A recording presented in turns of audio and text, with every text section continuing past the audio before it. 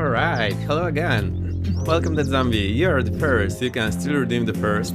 I played a bit of Outloop today.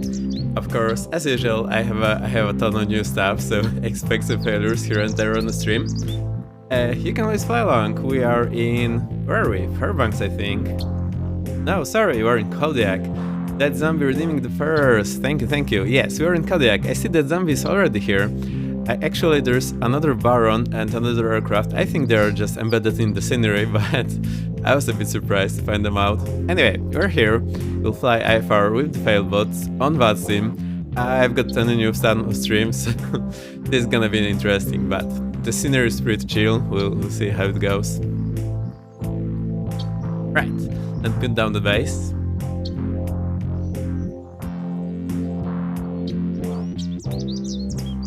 I again used the card files today. So I thought the loop will be pretty interesting, but it's a bit weird, not gonna lie. But I think I like it, it's pretty okay. Alright.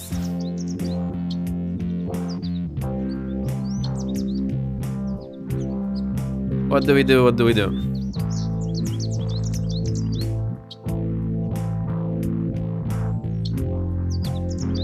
Let me show you the route, we'll set up some stuff, and I'll show you the new thing.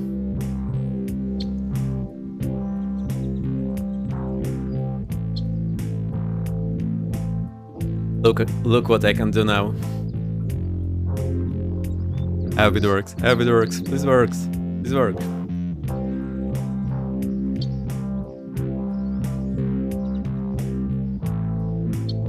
So, my aircraft is here.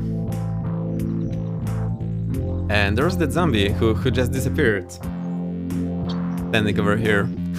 I can now drone stream, this is amazing, new level. We have been here before, but I chose a different parking, this seems more appropriate for the G aircraft. We'll see how this goes. There's the zombie again, welcome.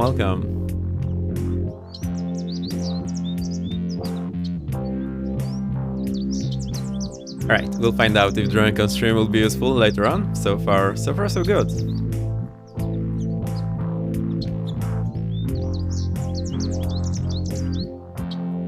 I just hope I won't break anything. My OBS when I started it again had lower FPS, but it seems to be a-okay now. I'm not sure what's causing it. It lasted for the whole stream last time. Today it cleared itself out after some time.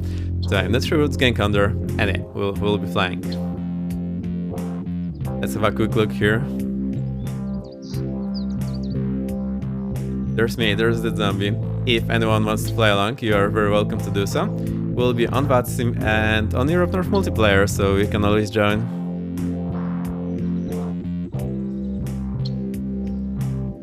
Alright, at least the loop is pretty chill, so I can chill down as well. Alright, there's us. We have the route set up in Volanta as usual. The top data overlay is coming from Volanta, so that's what you see. I did set up the first flight. Also, I forgot to paste the route commands to the bot, so let me do that right now.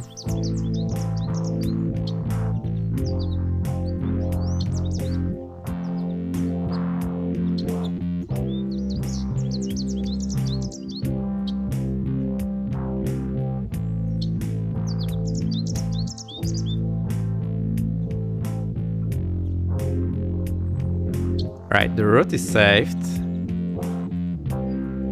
Hey, there we go. Our aircraft should be fine. I haven't changed it since last time.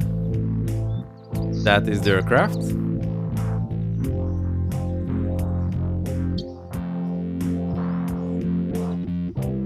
And I also set the scenery. I believe I have Kodiak by Real World.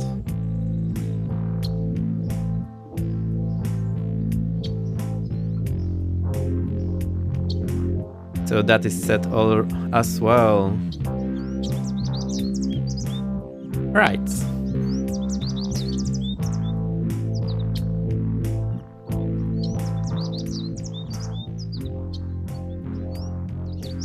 Let's get this going. I have the route. I actually entered the route for the whole flight initially, but I'll remove the latter part, so we'll do first flight first and second flight a bit later. That's the one. Actually chose an airway to follow here. This is Golf 10. It is at flight level 060, and it's quite a long one, but our Baron is pretty fast, so we should be able to cover that fairly quickly, I hope. Alright, so that's it. Also, I'm using new thing for VATSIM. It's called VAT Prism. It seems to be way better than anything I saw before. You can just install it and it's pretty good. Like you can right click, you have the fears, and it's showing a lot of information that is very accessible. Also, I find it a bit hard to read the aircraft and their spaces, like the colors, but other than that, it seems really nice, so we'll be using that. Also, it has a nice feature that shows the streamers, so if I enter my stream link in the flight plan, it should be showing up here. We'll check that later.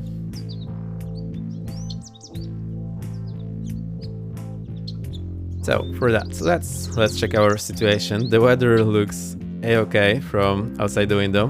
Which runway do you want to take off? I think we'll take runway is 8. Hang on.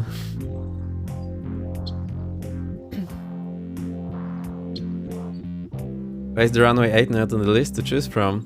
Oh, because I chose destination. Chewy, Nats is here. Welcome, Chewy. Oh no, I know what I forgot. Connect the FailBot. Chewy, can type something again. Welcome. Chewy, I've been watching the almost whole of your Cross the Pond yesterday. It's been amazing. And when we had the CTD, I thought we will not recover, but you were there. That's super nice. Chewy, there's a shout out. Welcome. And did I hear correctly that you will be streaming Explain 12 on Monday?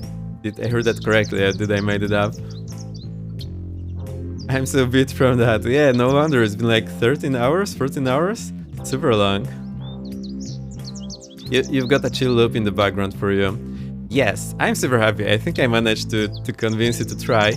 And I think Explain is a viable alternative. I actually started it yesterday just to see if it works for me. And seems to work pretty okay. I've been wanting to do 2 for a while. Yeah, that's good. I mean, so I think what will throw you off initially is that all hotkeys are different. So please don't worry about that. Just go through the menus, use the menus first, and don't worry about the hotkeys all too much. And honestly, it's a good sim. It's a valuable alternative. It works offline, so you know there is no update that can break it for you. If it works yesterday, if it worked yesterday, it will most likely work tomorrow. And I think having the 2 of them ready to run is just a huge win. And then if you have an Airbus there and you know the Airbus already or a Cessna, it will be should be feeling very much at home. So I hope you'll have a good time. Please don't get too scared if the hotkeys are different or anything like that. I hope it will be fine. I will try to be there to help, but I'm sure you'll be able to figure this out on yourself. Right, so let's choose the departure runway. I would love the 08, but that's not possible. So we'll choose 26. I think 26 is the longest of them. Am I right? Yep, 7,000 feet. So we'll choose this one.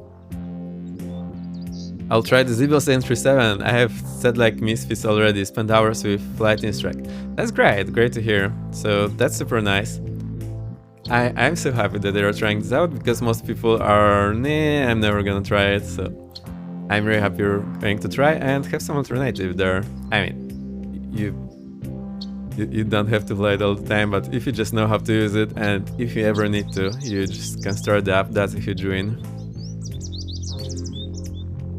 Right, our arrival runway. Let's have a look here. Oh no, we don't want this short. These are the water runways. That's not for us. 22 and 04, so we'll choose 22. Strange that these 24, they do not have the water here, so you can't actually tell.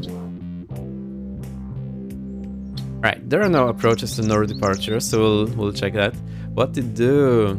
I've had a pretty chill weekend. I've been sleeping a lot again today, trying to get some rest.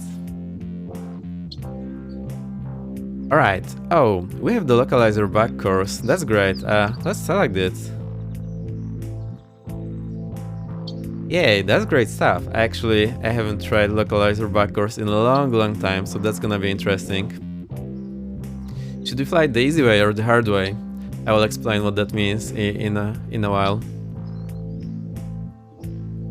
Right, so that's our flight plan. We can just copy... Oh dear, there's all the stuff again.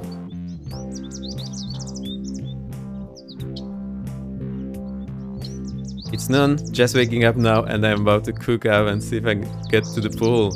Oh dear. Sounds good. Sounds too good to be true. No, Chewy. Great stuff. Go to the pool. I'm a bit jealous. The winter has been a bit... The spring has been a bit harsh here. It's raining again and not cool weather. Right, we want to connect to VATSIM, so you can fly on VATSIM with me if you want, or Europe no multiplayer. It's fine, I don't worry. I think we are Bravo Echo 58. Am I right? Yeah, this is the Baron.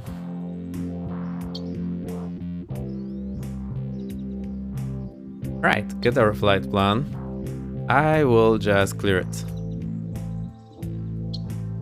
I just remember we need /golf. Alright, we're IFR. Let me paste the route here. We're going from Kodiak to Homer. Alternate. Let's use Kodiak as alternate. Actually, this is our departure, so this should be fine. I'll say 17:45. I hope we'll be ready by then. As departure time.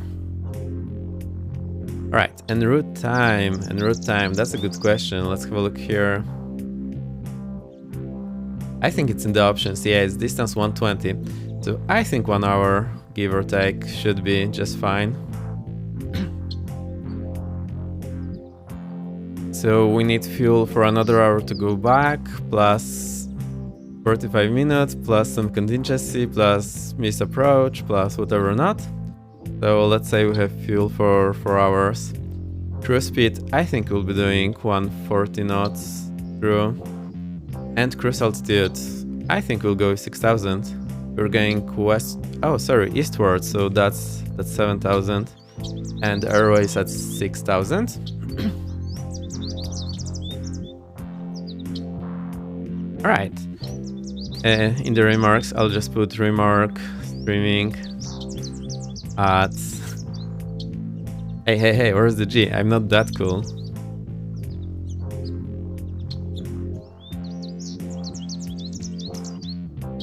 And we'll see it will show up on the VAT prism. Voice sent and received, let's have a look. IFR, Kodiak, Homer, Kodiak, 7045, 1 hour, 4 hours, 140, 7,000. /golf, direct, Oscar Hotel Kilo, Victor 48. To Homer, direct, remark streaming at Twitch TV, and that's me. Alright, seems good. Well, flight plan. I always open it again and see if that's here. Alright, that's here. Looks good.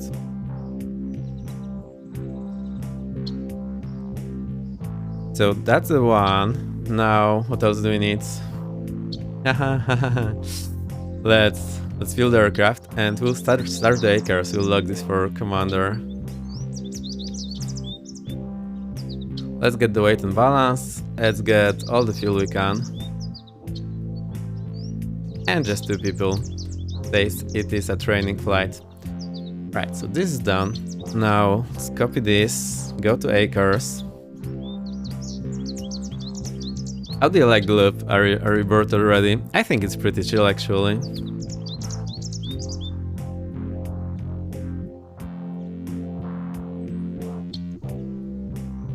Alright, this is also alternate and get Homer as destination. Flight number Commander 117, altitude 7000, passengers 1. And remark online VATSIM. Right, we'll start the flight so I do not forget it. It's reminded to close it. I always have trouble doing that. Right, so this started. We can close this guy. Right, we are almost ready to go. So this is the time when I need to lock my seat. Remember, I have a new seat. It doesn't have this lockable wheels, but I have 3D printed something that I just put under the wheels, and it actually locks them pretty well. So that's what it looks like. It's just like a bucket, so you put this under the wheel. I did paste some duct tape on the bottom to get some extra friction and make sure it protects the floor. So I have 5 of them. I have 5 wheels. I'll be putting this down. So you know the drill. I'll be back in a few seconds.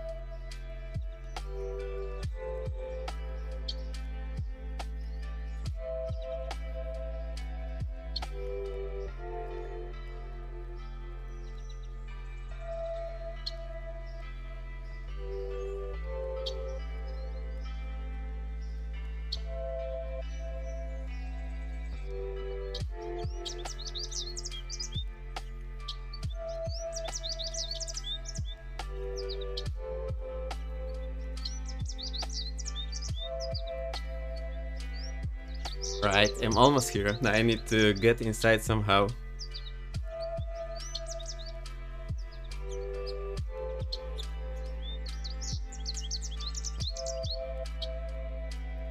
Alright, now this really feels like getting inside an actual aircraft. You just have to squeeze in somehow.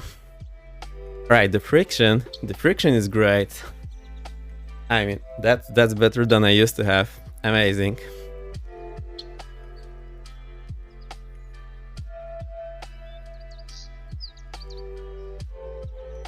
Right, let's unmute the scene. Thank you for your patience. I am back.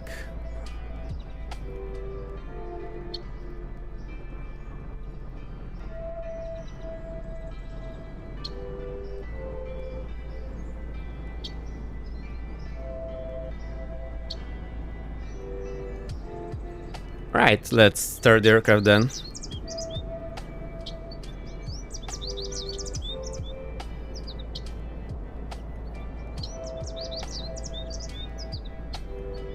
Actually, I do like the husky there in the background. Seems pretty nice. Right, I tried to move the chair a bit closer, but I think that's where I have to stay.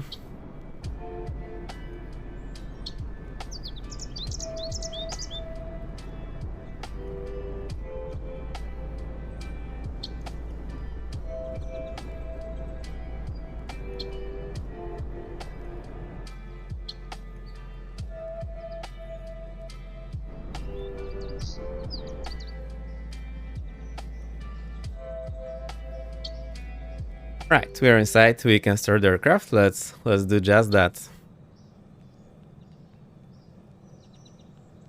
I read the manual briefly how to use the lean finder, so I hope it will work. I found out that I was pressing just too many buttons last time. That's probably what threw it off.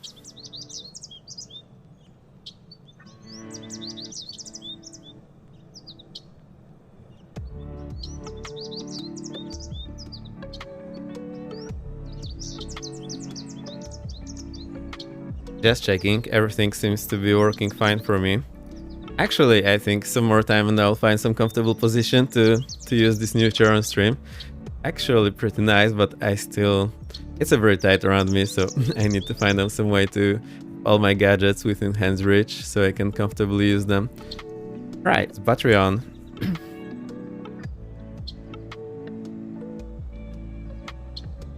Let's think. Nav light on, beacon lights on. Actually, I think I didn't paste the beacon lights meme to my Discord, so let me do that.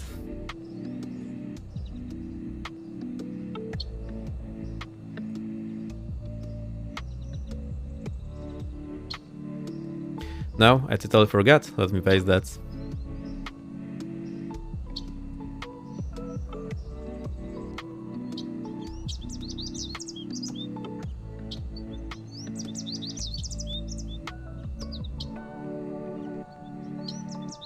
There we go. It's there.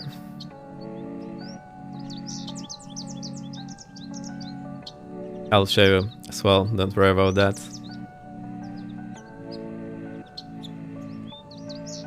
Just here in the apps, I'll also open the VATSIM so that we have this running.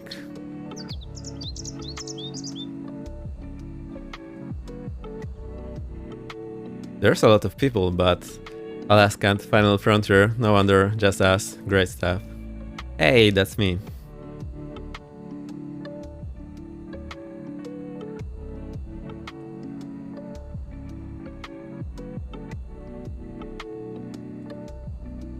Hey Raystan, welcome. Here's the meme. That's bacon lights. I totally hear that when anytime anyone says that. It's not that you say it wrong, it just sounds very similar to me. I feel like it. Alright, jokes aside, let's get back to flying. Welcome Raystan, how are you doing? How's been your weekend? Have you been doing crossed pond or just chilling like me? I have so many questions. Very nice to see you. Welcome, welcome.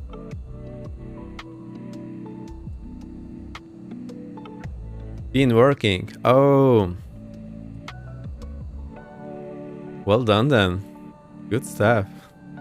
Right, FailBot is running. Everything is okay here. Let's start the engines then. Maybe we'll put the FailBot to sleep until we are ready for takeoff. So FailBot is sleeping.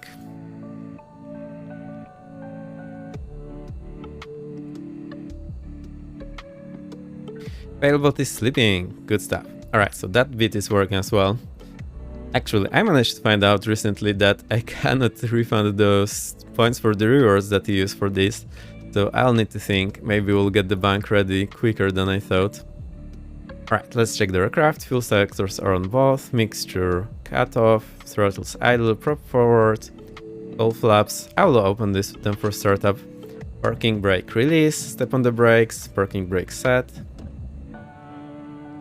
What's temperature? -0. Also, there's an interesting note that it shows -0 and +0, which basically means what it says on the tin. And this is actually important because -0 means freezing, +0 means not freezing. So it doesn't seem like much. It can make a big difference. I'll just hit the beast for the QNH, so that should be okay. And let's get those engines running. Right engine.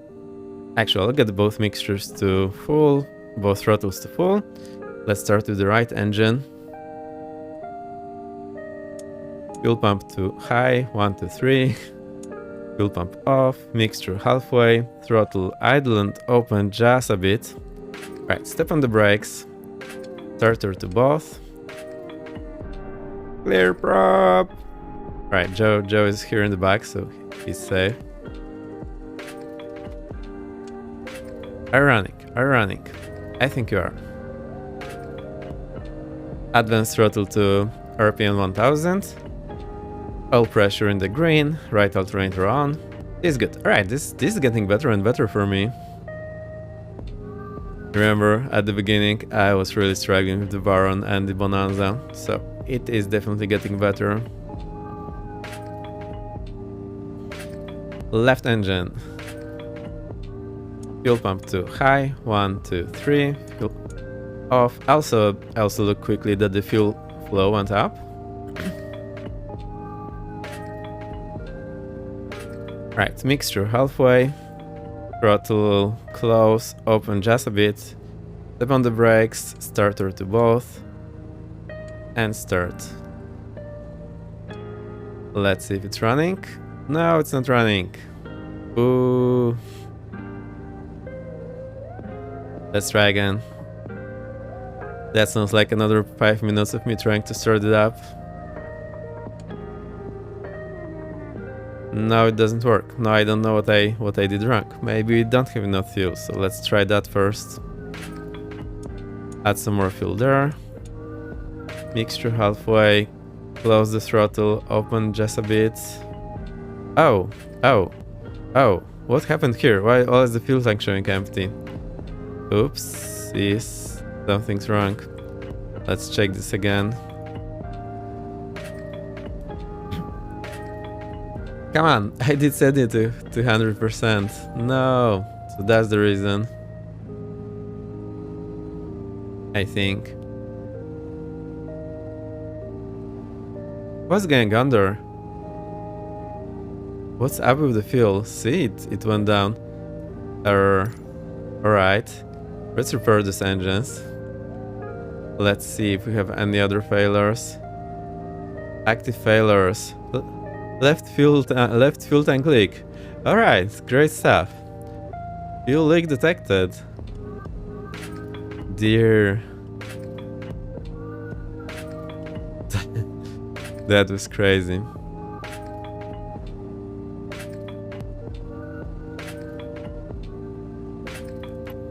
Not you. I want the weight and balance. Refuel that. Alright, let's try again.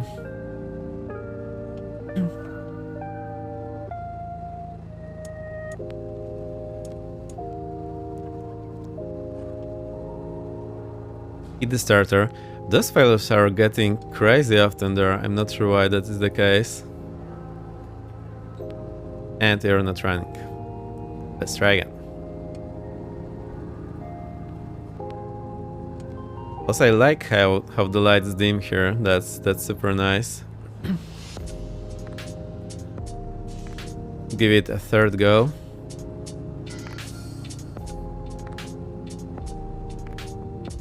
No.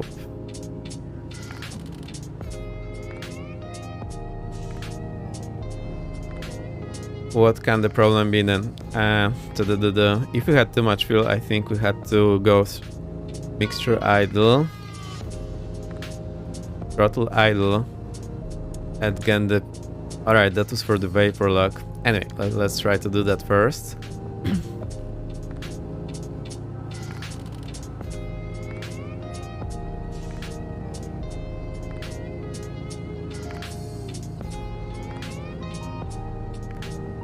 I think that was 10 seconds already. Turn the starter for a moment.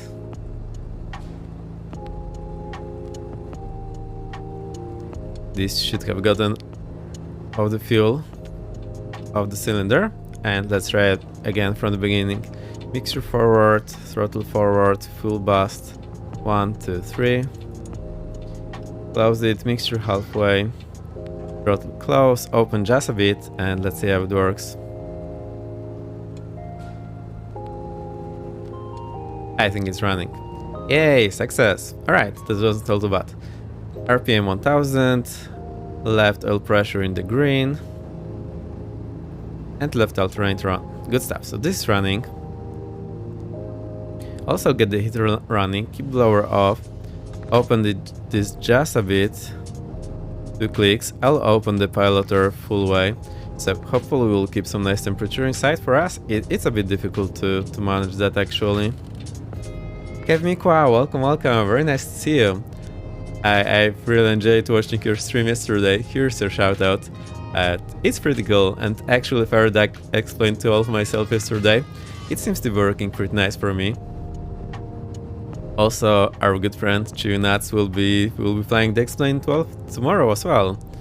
I think we managed to convince him to try it, to have available alternatives, so I'm super happy to hear that. Awesome. Please follow Kevmiko if you can, he's looking to get affiliate soon, so fingers crossed we can get this ready for you soon and you'll have those emotes.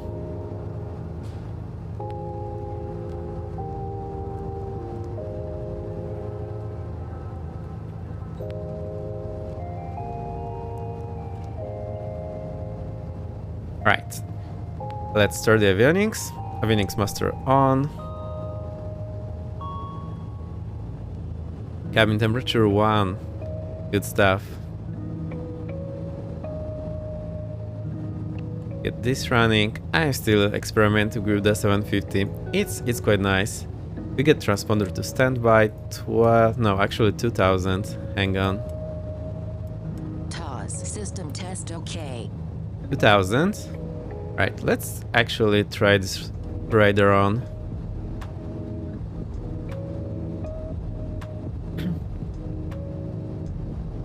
Also, Kevmiko, here's the VAT prism I've been trying out. It's actually pretty nice. Also, where are we? Oh, I think we'll show... Hang on. There's option to show aircraft on the ground. Will it show us? No, it's not here.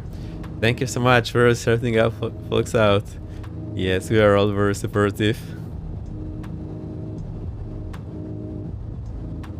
Alright, I'm not sure why we're not showing up yet. Oh, there we are. Oh, I just didn't have the descriptions. The VAT Prism is pretty nice. I actually installed it recently, and it seems to be really good. I actually quite like it. And you can... There's many options to configure it. For example, I'm showing the fears that are not active, but I see the outline, so that will help me a lot. Oh, look, there's Vancouver online. Am I right? Unbelievable. So I'm checking this out. It looks pretty nice, although I'm having a hard time to read the colors. So I'll be checking, but it's very nice. I'm tuning in audio only as I'm driving the family to Florida. Whoa, sounds good. Anyway, they say save on the road, and very nice. You can have me as the radio. Here's our road that we'll be going. I'll just keep it open like this. Should be fine enough. On the pilot, no one there.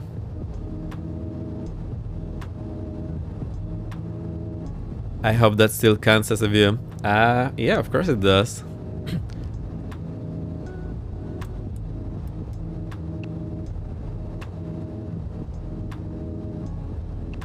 Right, let's think what we need. I'll select the traffic page and turn on the traffic. I know it's taking me forever to set up this stuff, so bear with me. Cabin temperature is rising, so that's good. All flaps are open, that's good. Engine temperatures are looking good. Right, what do we need next? Let's get those outside heats on, just in case anything was frozen up. I'm not sure the actual procedure for that in this aircraft, so I'm just guessing here. Right, I'm really liking this aircraft. It feels very much at home now.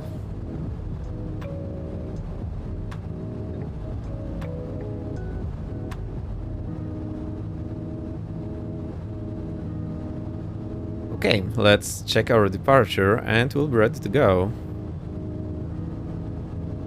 That will take another 15 minutes, so don't worry about that. Right, runway 26, so the heading is 258. Let's set that up. Also, I don't want to be on GPS, I want to be on nav. That's the mistake I've done recently. I'm just doing this so chaotically. 1228 on our frequency. I'll also try 1228 on DTCOM 2 and see if we can get radio check for ourselves.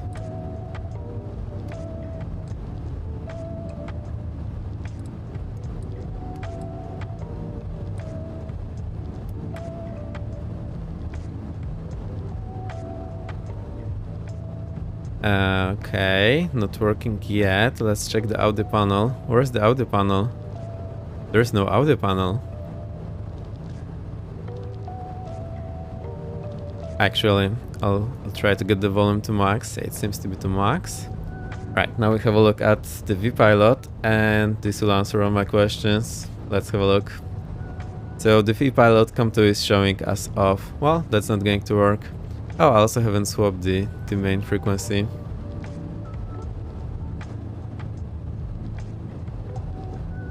Nope, so see, the COM2 is grayed out here and we have no way of turning it on. Kodiak traffic, November 225 Victor X-ray, radio check. There is no one here.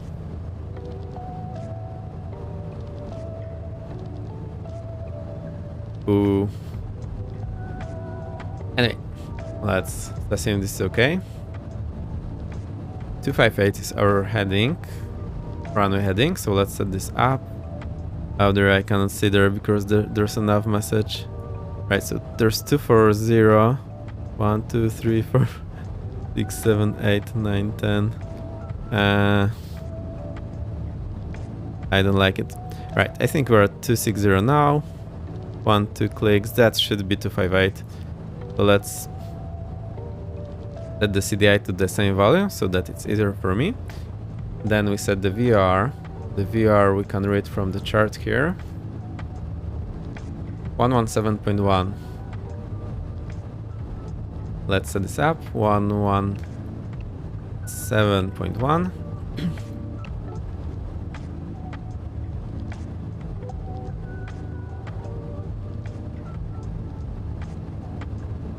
Alright, this should be fine initially, and then our route looks like we stay on radial. Radial is it? Showing here is just fairly small 359er, 359er. So I'll actually set, we'll set this later. 359er is their number to remember later. I'll just put it on the notes maybe. Oh, sorry. So here's Oscar Tequila and there's radial 359er that basically takes us on our route.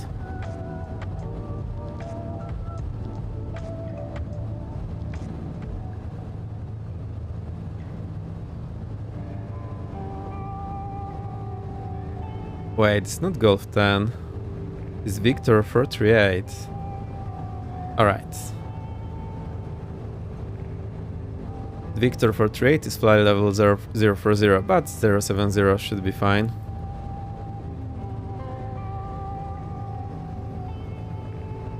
Then we'll have a long time to check out the approach in Homer, so that's okay. Let's check next things. Obstacle departure procedure, let's have a look there. We go to the charts, we go to taxi, and there should be... Right, it's not on the airport chart, it might be here.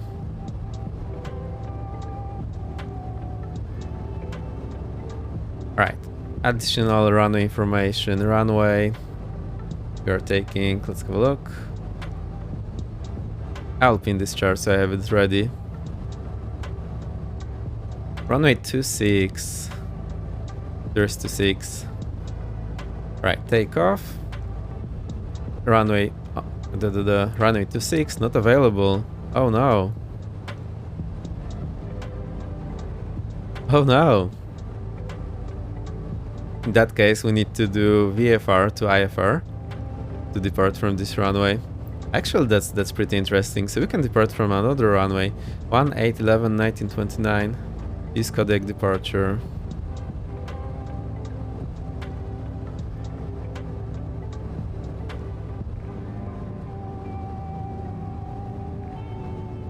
So 19 or 29, let's have a look.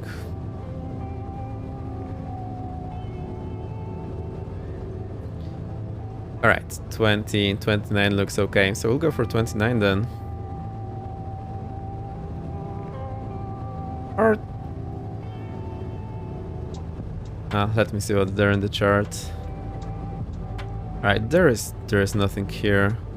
Alright, so you think it doesn't mean that we don't have, or just... I don't know. That's interesting. Let's have a look at the codec departure.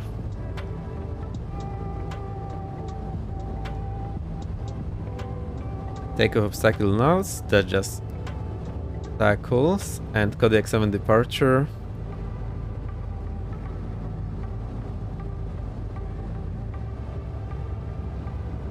Here's what to do. So I think this one of those runways will be the best. So 19 on or 1, and we'll go for spin this chart. Oh, actually, alright, now it's pinned. 19 or 01. We'll take 01. Great stuff. Alright, so we need to check this again. 008. Let's set this. 008.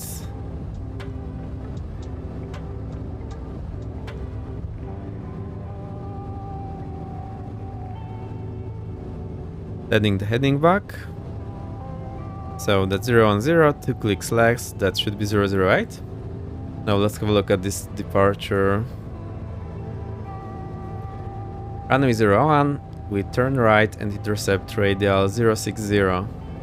Well, inbound, that's radial 240, but we will be on the inbound 060. Right, so let's set this. 060 means I want the 060 here on the OBS.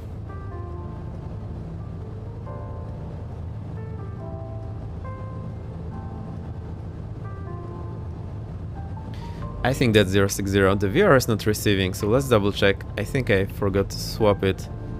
It's receiving now. Yes, it's receiving. Good stuff. That is covered. Alright, and then we're ready to go. And from there, 359er I think was our route.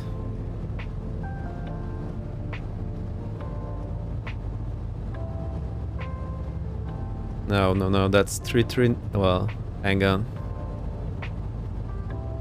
359er.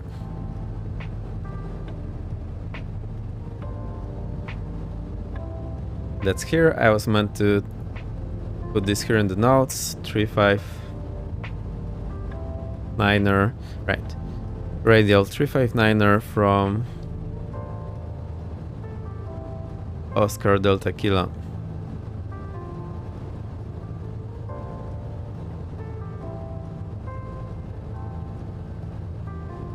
Okay, we're ready to go. As far as the route is concerned, 7000 set on the altimeter.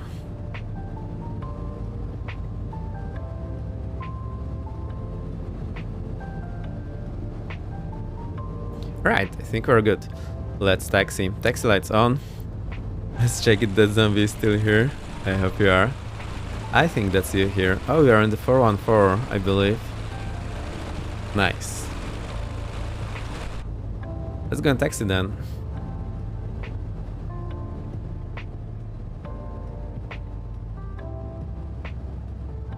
I will take a sip of water that I forgot to take. Oh no. Never mind. Well, I'll do it maybe later in the flight. Working brake released. Add some power. I need to remember not to go below 1000 on the RPM on the ground, otherwise it may die on me again. The FPS aren't great today.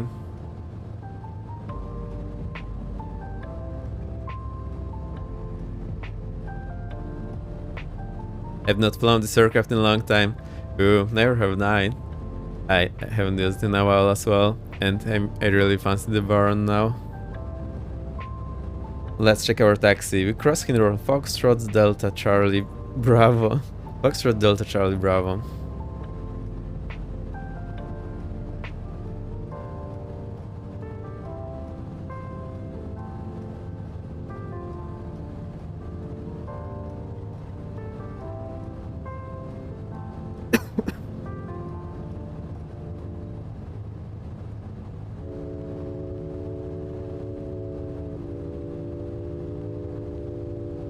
I don't know why it's doing that, but it is.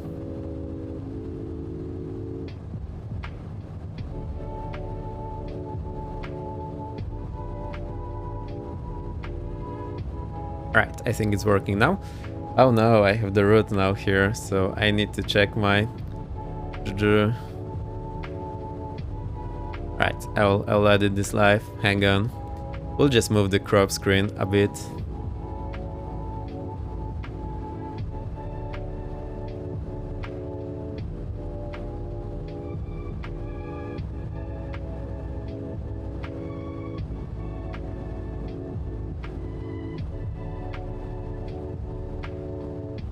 Right, the map is moving. Should be there soon enough. Well, not looking as I wanted it to. I'll try to make it better for next time. Let's keep it like this today. Should be fair enough.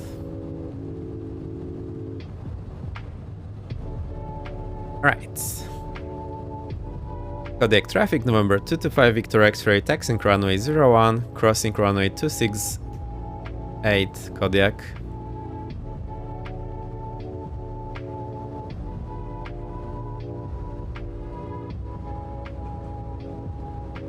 Right, so we do cross on Foxtrot, we go... Yeah, that's where we live.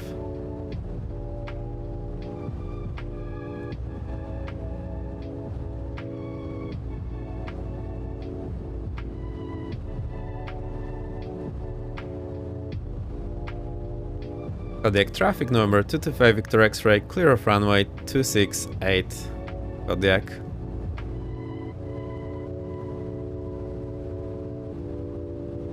I wonder what's up with my FPS. Maybe I need to clear this rolling cache again. I remember I did that last time and the FPS were fantastic. I think I'm forgetting to do that before every flight. I think I should be doing this before each flight.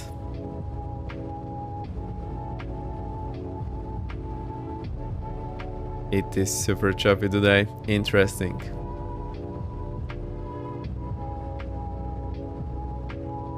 I think we're taxing a bit fast, so I'll get the engines to 1000 RPM. We don't really need more for taxi. There's this car running wild back and forth. Right on Charlie.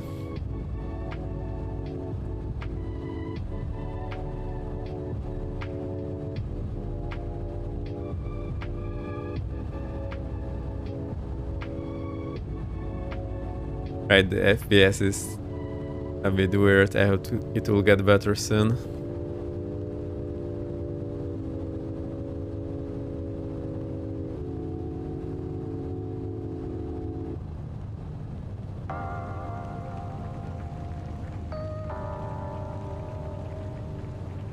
Right now, right to Bravo.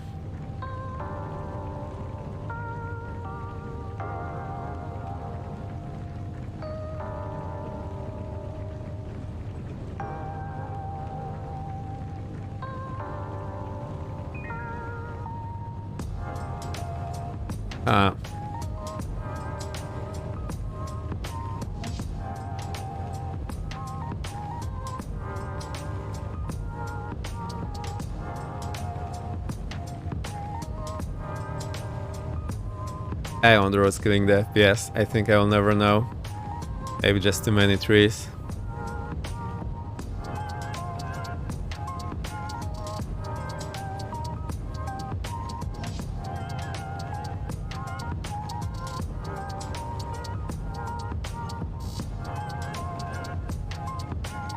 Right, we're almost there. It should be... Should it be? There's Bravo to the left. So I think this is the place, and then Alpha goes to the right. Alright, so that's our holding point. Low down. Get here to this holding point.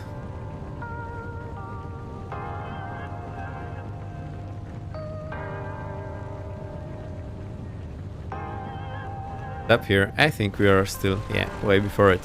1, 1, 1, 1. I think I have 2 sets of the markings again. That happens to me a lot. Right, so run up. We go to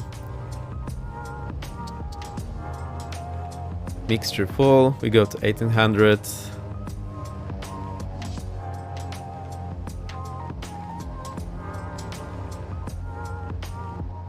Alright, this is good. And now Magnetos both. Wait, let's get it to 1800. Magnetos both to left. And we have a drop of. Oh. 200. That's a lot. Interesting. So maybe I'll follow the spark plugs again. I think we need to run it on a bit higher temperature for a moment. Put it in the green range and stay like that for a while. Also, I'm stepping on the brakes when I'm doing the run up. I've just locked the parking brakes, but you always need to step on them anyway.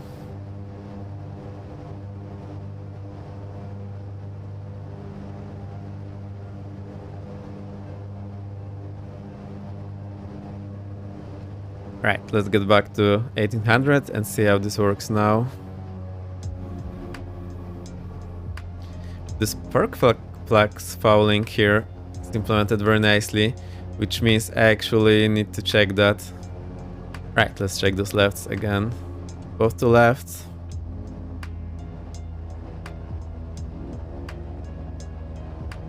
And we have 200 again.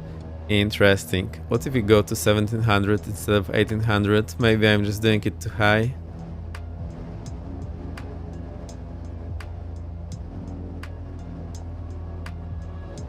$1700? I've always been doing 17, so let's check that. Right, 150, so that's on the limit, and both are within the 50 of each other, so that's okay.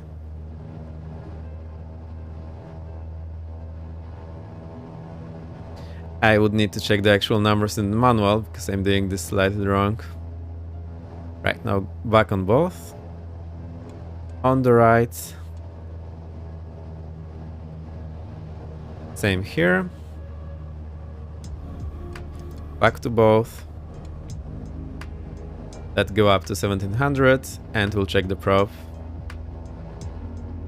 Alright. The RPM is moving. Now I look at the manifold pressure. It's going up slightly. And last I look at the oil pressure. It's supposed to go up. And it's going up. Alright. So far so good. I can try to show that for you as well.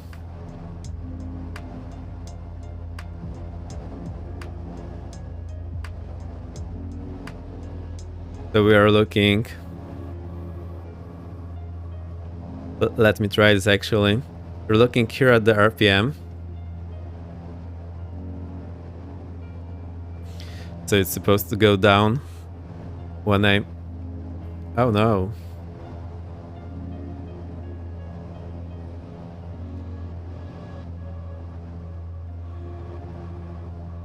Oh, so when I'm drunk, it actually freezes whatever is on the sim. No, wait, the sim froze simply. What on earth happened there? Right, so the RPM is dropping. Next we look here at the manifold pressure. And it's going up slightly. And last we look here at the oil pressure. And it's also supposed to... Sorry, not this one.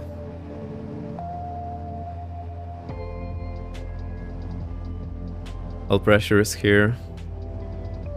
And it's also supposed to go up. There we go. So that works.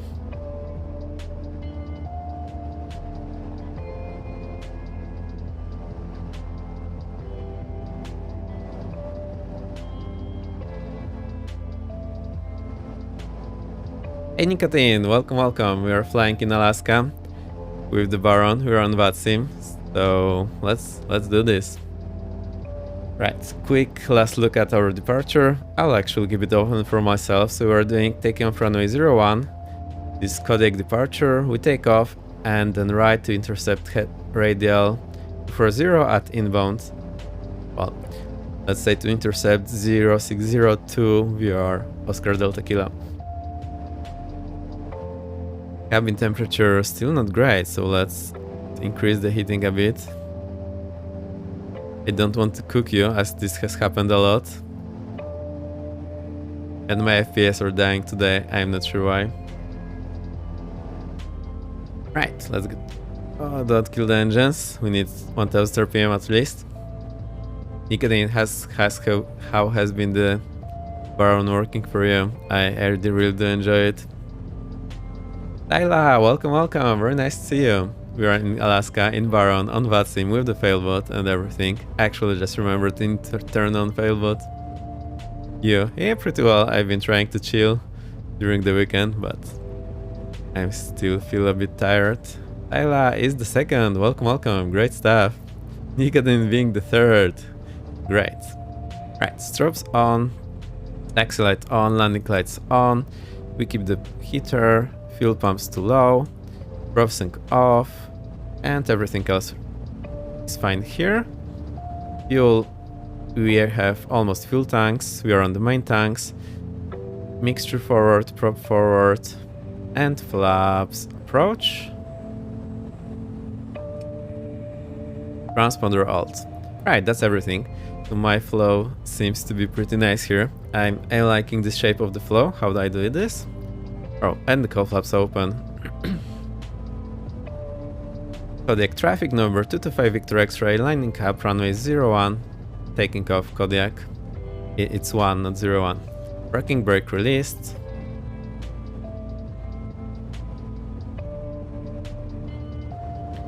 No one landing there. No one there, and there's that zombie. Great.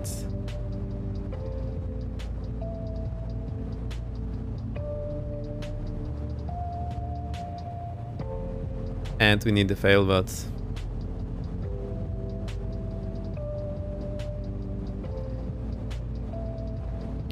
Oh, there's a ton of wind turbines there. Throttle forward, hand on the throttle, engine instruments in the green.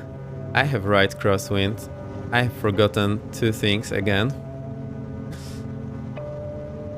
Right, there's the red line. Rotate. That's a bit hard. Accelerate blue line. Climb away. Positive climb. Gear up. I forgot our elevation. Right, that's 200 feet. Reduce power. 28, 25, 50. Over 300 feet, flaps up, trimming back. And right to intercept radial 060. Now do my flow. The landing lights off, fuel pumps off. And that's it for now.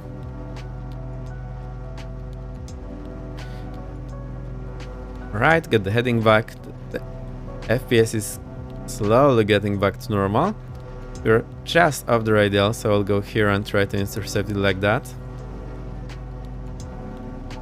We can climb a bit steeper. Also, I remember I need to lower this artificial horizon. I always forget to do that. I think this will be okay now.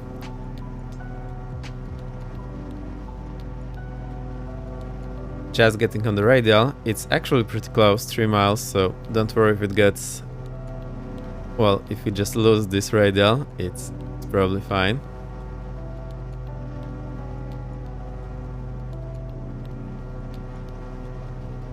I need to get those IFR glasses so that I can fly, not seeing where I'm going, although I will still be able to see here on the side.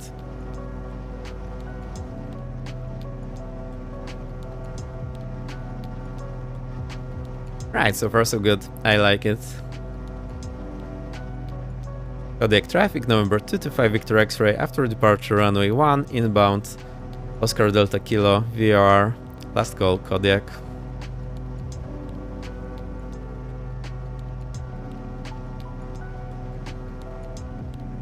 Right, we are half mile away, so we're basically over the VAR, which means we can turn left 359er.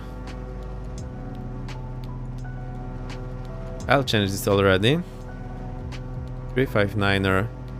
Alright, now we are in the... It was not receiving. 360, 359er. And let's intercept this. I was actually a bit late to intercept that, but no problem there. reset the heading back. Intercept the radial. We are still close, so do not chase it too hard. We'll get there eventually. Climbing 6,000 feet, I should be keeping a more steep climb angle, or actually I can reduce the power a bit. No, wait, because we're climbing, I actually need to be adding throttle. That's 25, 50.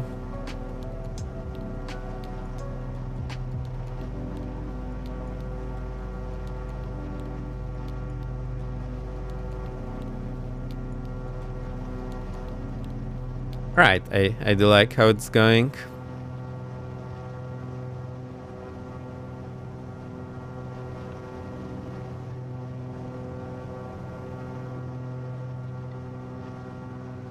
Awesome. I just remembered we had 3 follows while I was offline, so let me replay them. Budget Captain, thank you for the follow. And we had, I think, one more. Sean Baba, thank you for the follow. Welcome, welcome. Very nice to see you all here.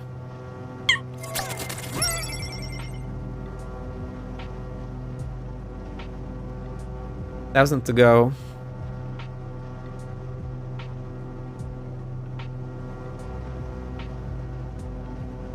Oh, we are over the radial, so let's get back on the heading.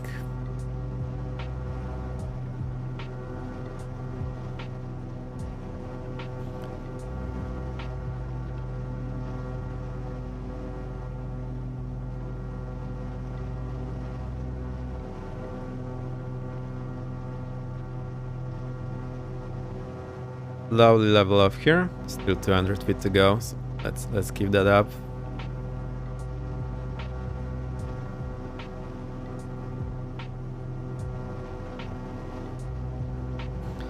$7,000 level off.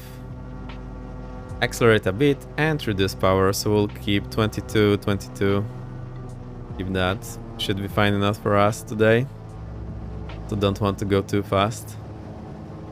Right, that is set. I can close the cowl flaps and engage the prop sync. I'm flying the circuit a lot and I'm still not super proficient with it. Right, we'll use the autopilot for a moment, so flight director on first. Go to the heading mode and let's engage it. Let's see what it's doing. Actually, I'll click this. How does that work? Nothing. We'll just go altitude mode here. Oh, it's already in the altitude. And we go to nav mode. We'll let it chase that needle. And in the meantime, I can review where we are going. Right, it's chasing it a bit aggressively. That's fine. Leave the zombies here. I hope my sim will not crash today. It's a bit crazy. There we go, there's the zombie trying to follow us. Oh no, it did that again. Alright, autopilot disengage. Drop forward. Throttle forward. Let me see what is going on here. I see that the right engine is failed, but I do not feel it. Oh, now I feel it. Right, left like that. Wait. Why I'm doing this wrong? Alright, let's leave it for a moment. Right, now I see I need left leg. Right like that, right engine that. Right. Right prop, checked, feather. Right throttle. Idle, right mixture, cutoff.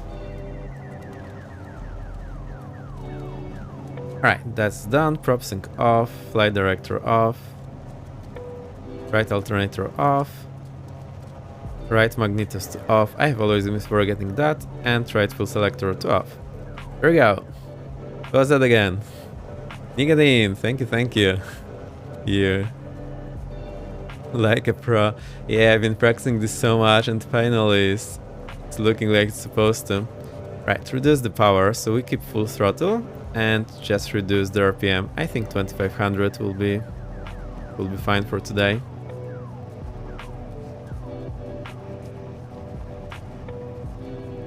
I was having a hard time detecting which engine has failed. I'm not sure why. I wonder if it's trained by the autopilot, maybe.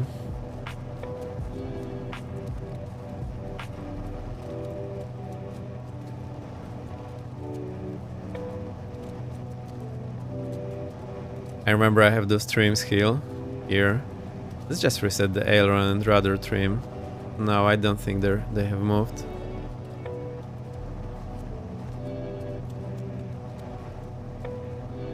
So honestly, if it wasn't for those LEDs here, I would have a hard time figuring which engine is that. Also, the prop stopped, so that is good. Keep the rudder so that the ball is here on the mark on the left side. We need slight bank to the left, so that seems to be nice. Stream up, so we get a bit up. And let's see where we are going actually. I think this means we need to fly manually. I don't think this autopilot is capable of handling failed engine. Right, so we just go about Homer. And Homer is, let's have a look. Oh, they're flying and looking outside is not super easy.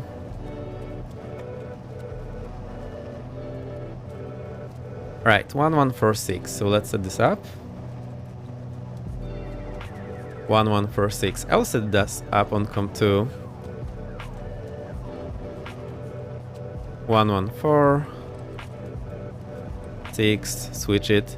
And now I will be able to monitor the DME here. So that's 100 miles away.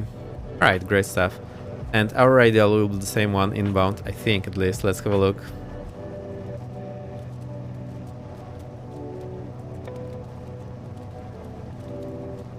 Doesn't say.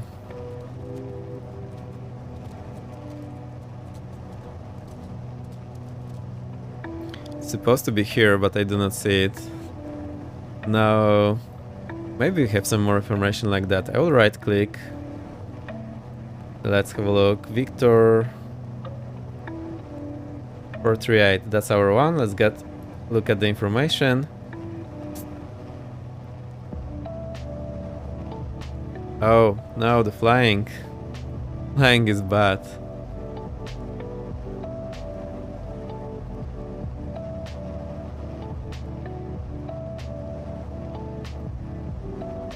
Right, keep this heading for a moment.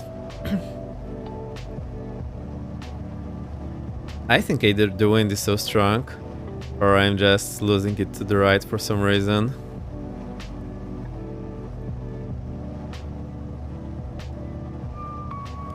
Alright, I'll be just glancing there and back. Kevmikwa saying, LinkedIn, can you see that I'm showing up as a fellow viewer? I'm attending audio only. I think you are. Don't worry about it. I'm pretty sure you are. Anyway, it's so nice you're here. Have a safe drive. Alright, so I'm looking here and we are looking at the leg.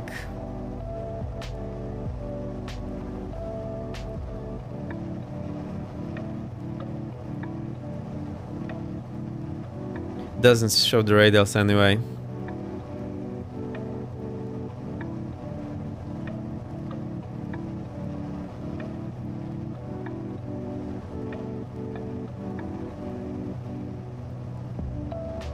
Oh, it is here, it's just below that thing.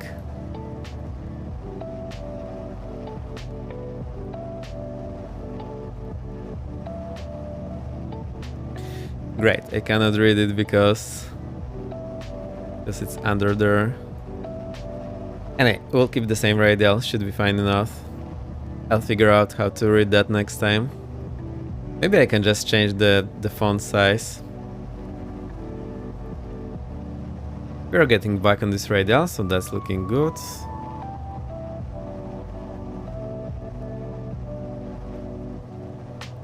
Also, if I switch here to the nav2, how do I do that? We should be seeing the nav2 here. So I'll just set the OBS, so that's 000 less 1, 359er. So as soon as we start receiving, we should be seeing it here. That's the VR, the DME is already receiving.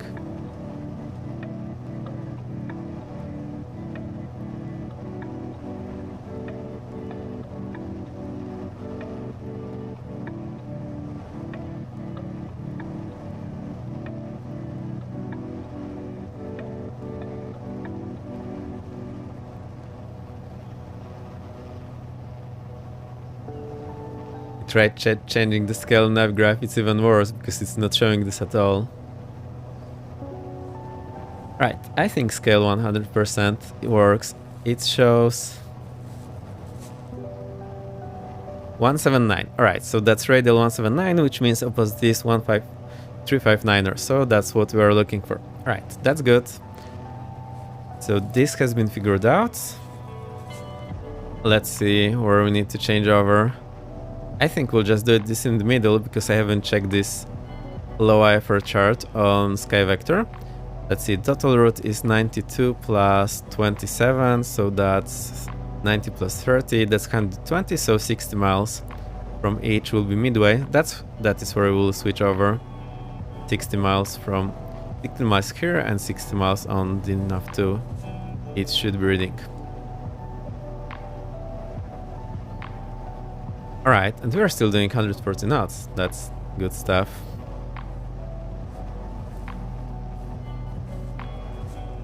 Now let's check this VAT prism. Oh no, it's not auto-refreshing. I'm not sure why. Are we in the streamers? No, we are not. So I need to find how this works.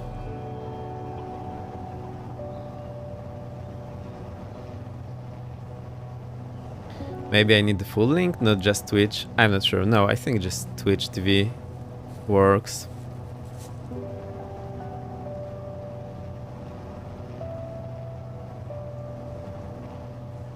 We'll find out another day. No ATC whatsoever. No one else reporting anything as well here. Right, now we can have a look at our arrival. No, there's no arrival to choose from. At least I think so. Let's have a look at the charts initially. Seed, nothing here. Alright, actually star, nothing here. And now the approach.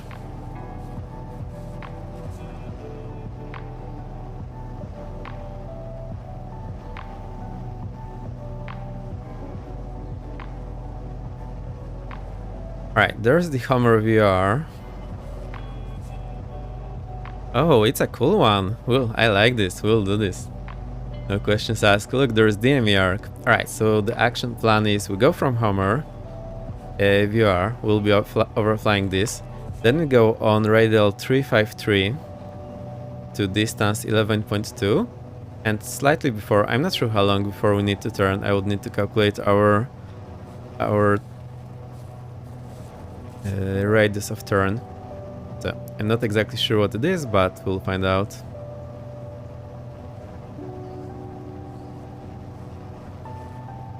Also, the flank is looking pretty nice. I need the rudder. I need slide bank into the live engine.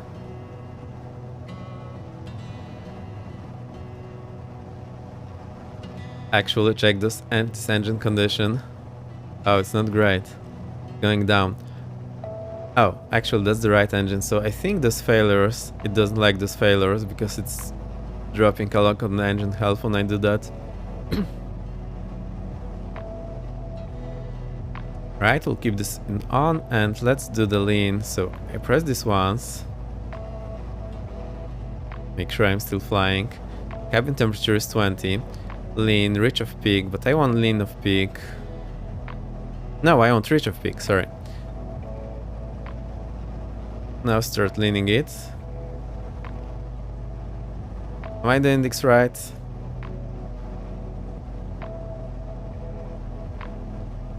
Right, I think it showed the peak.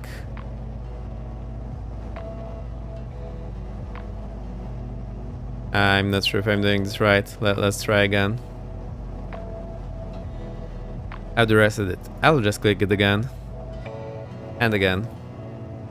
Oh no, my attitude. I lost the heading. The altitude is okay at least.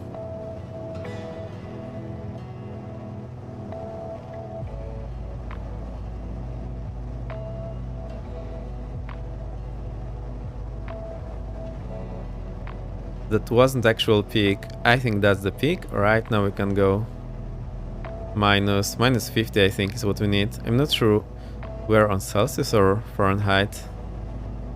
just go -50 and we should be good. Better to pre-lean before pushing clean, to don't be out of scale. Yeah, you're right.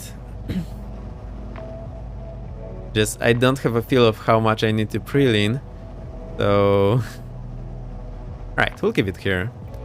I think that's okay.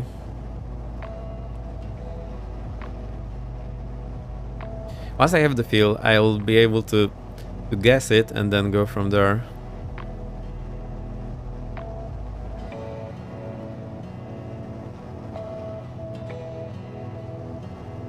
Right, back here. So we go from Homer.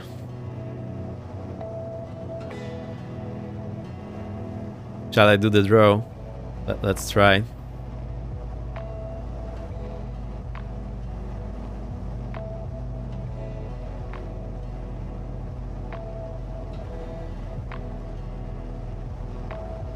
There's no turbulence, so it's flying pretty nicely now. Actually, I lost a bit of altitude.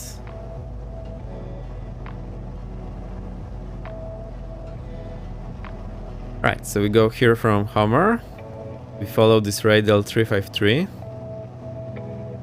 And then we turn and do the DME arc.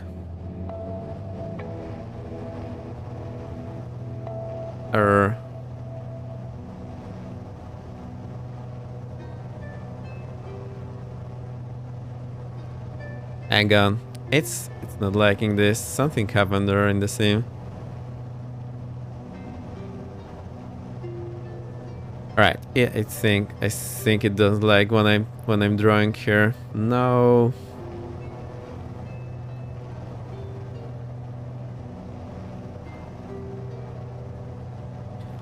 I'm not sure what happened, but I saw something moving. And now our prop is turning? No, why is it flat?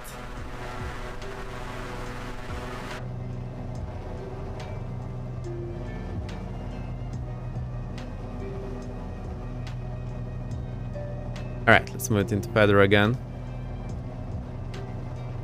Now something's wrong here.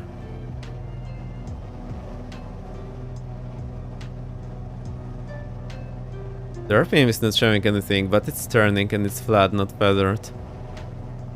Alright, so forget the drawing. Lurk. Right, Nicotine, we'll see you later. We just regained this altitude.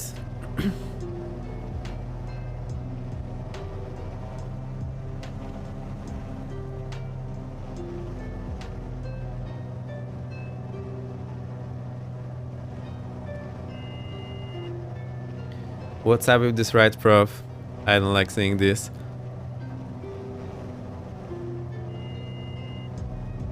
See on the list of failures. I'll report the right engine. I mean, it shouldn't be turned on, it should be just... Actually, I might have repaired it altogether. Active failures. No, we still have the right engine failure, so that's good.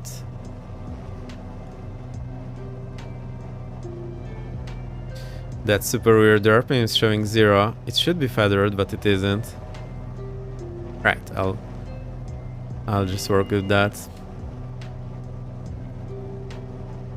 Anyway, I'll try to continue the climb, get back on our radial. I'm slowing down, so I need more left rudder.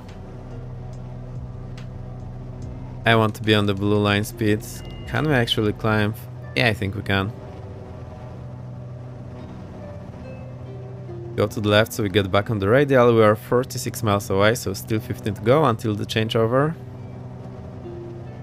Right, so then we do DME arc, that's 11.2 miles, and there is the holding that we do not need to do.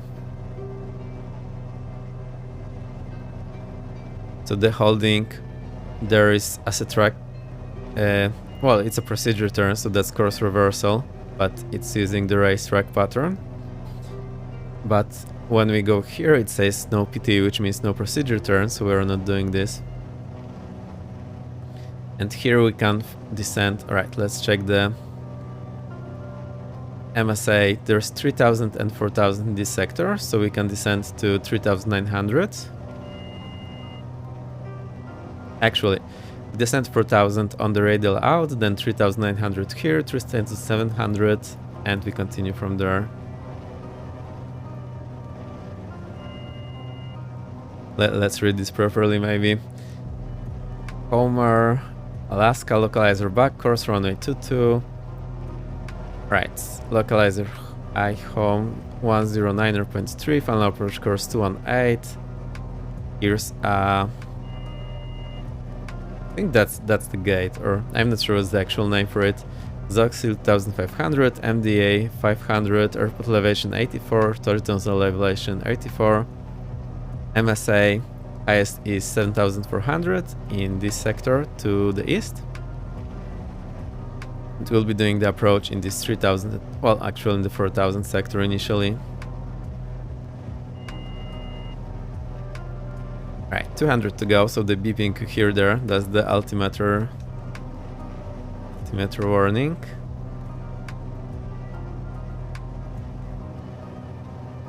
Missed approach, cloud to 2600 on localizer southwest course 218. To Pleak, distance 16.8 and hold there.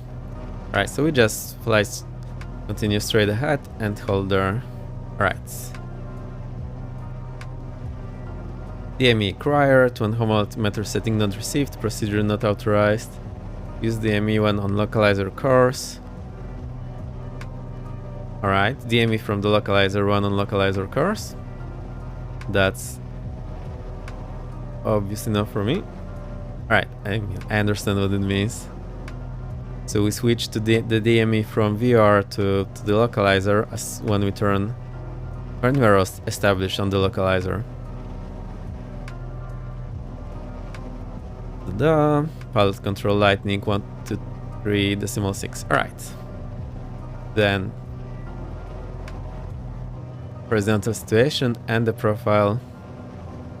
From Homer, radial 353, the initial approach fix, with descending initially 4000, then 3900, 3700, 11.2 DME arc, and at radial, doesn't say which radial, 055, so we will be on this point that is on the localizer, which means we'll start the turn a few degrees earlier. I think like 3 degrees earlier, maybe 5. We'll see how fast they are changing. This should do the job. And then let me have a look. Alright. On localizer, remember this is back course, so this is showing the thick one on the left, which normally is on the right. And I will tune the localizer also enough too to show you what that means. And then vertical profile, we are here at 3700 at key. Then we descend to 2900. At 8.2 we descend to 2500 and Zoxil 6.9 we enter final approach point. Well, it's final approach fix. We start the descent, so there's no glide slope. That's 3.2 degree descent. So we need to use the table here for the ground speed versus descent rate.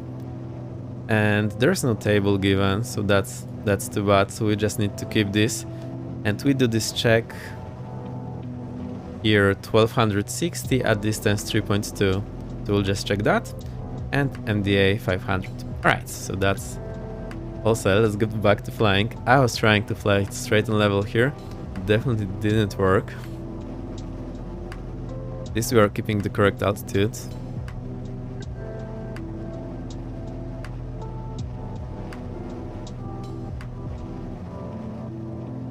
We need a lot of wind correction here, unless it's the side slip from the engine and me not putting enough rudder. Might also be the case.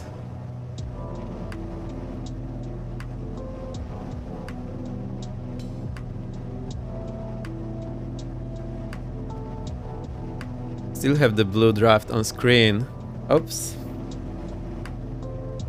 Thank you for letting me know.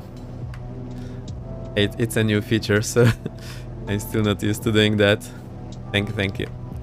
I'm not sure how useful that is, but I saw it's possible, so I added it. It seems to be working pretty nice. Maybe it's better when I'm on the ground and stuff, because it's one more thing to control. Let's do the winds check.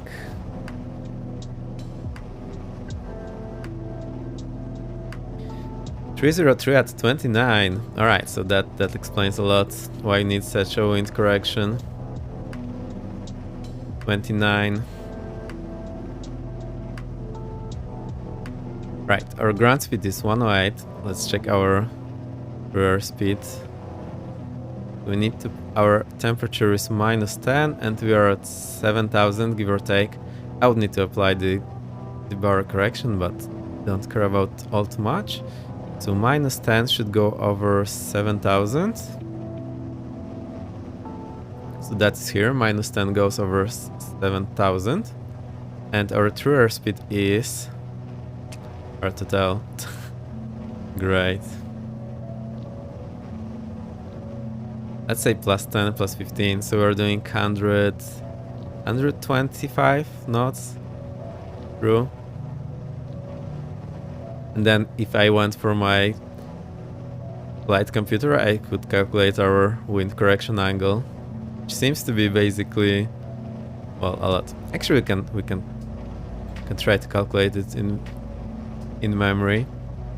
So the way you do that first is you calculate the max angle using the 1 in 60 rule. So 30 out of 120, that's right. 120 divided by 60, that's 2, so 2 knots per degree. So 30 will be 15 degree. Right, 15 degree. Now the wind is coming from 303, so that is here. That's 60 degree. So I think we need to take 90% of that, which means we need like 12 degree. Right, I'm definitely... Alright, I'll just remember that and we'll keep the 12 degree.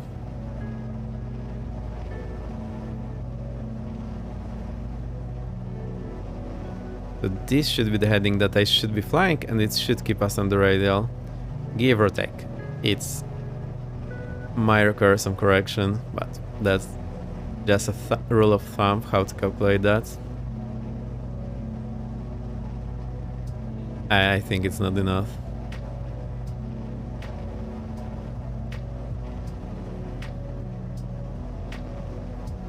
Right, 60 miles on nav 1. Let's check nav 2. That's 58 miles. Right, so we can do the switch over. We switch 1146. So go here, 1146, enter, and switch them. Right, 57.5, and actually we look pretty much the same on the radial deflection. So see, on the old VR behind us is the same deflection as on the VR in front of us. That's good. I think I need to keep this heading.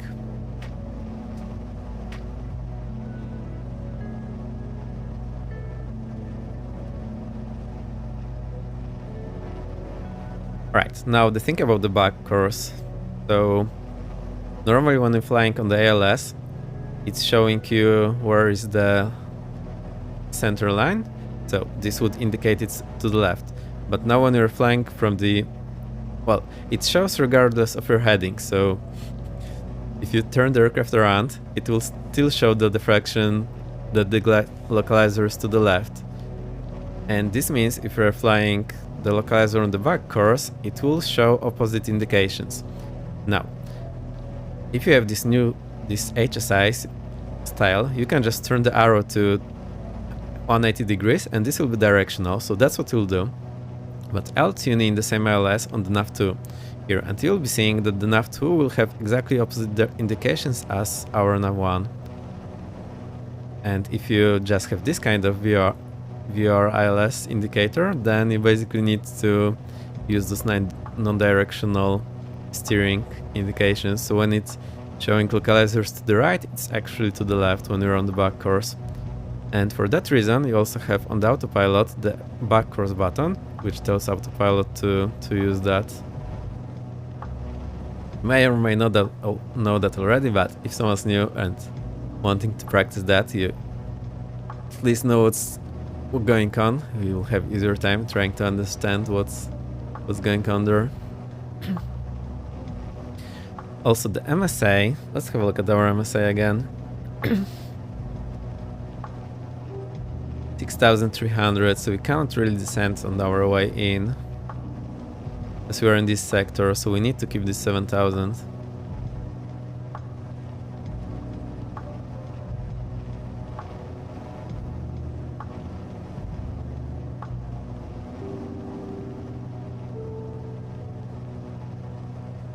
Alright, it's a bit of a longer flight than I usually do, but this gave me enough time to brief the approach, which is pretty nice. I usually don't have time for this, and it's a mess, as you know. So our final approach core is 218, and that's 109.3. 109.3. So I'll set this up on nav2, 109.3. Switch this. It will not be receiving for a long time. Don't worry about it, and I'll set the final approach course to 218, just for reference. It will not do anything for the localizer, but I like having it for reference. So 220, last 2 clicks. There we go.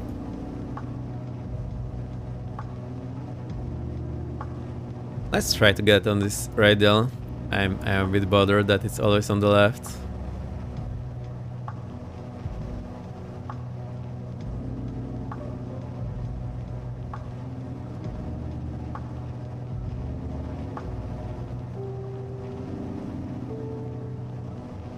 Like this for a moment, try to climb a bit.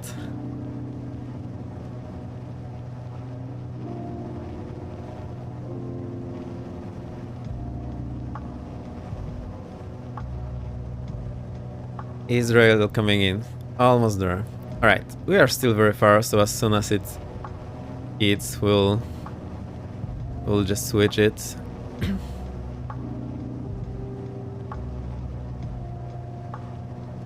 I mean, turn on the actual heading that we need to follow. Oh, we can always see that on the map that's still on. I can zoom the map a bit out for you so you can see a bit more situation there.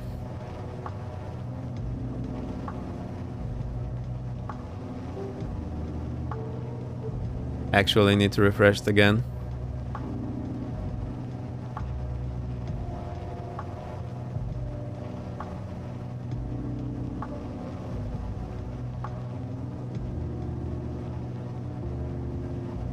Alright, I hope this is a bit better. And the other leg that you're seeing, that is the return leg, because I put the whole flight plan for both legs.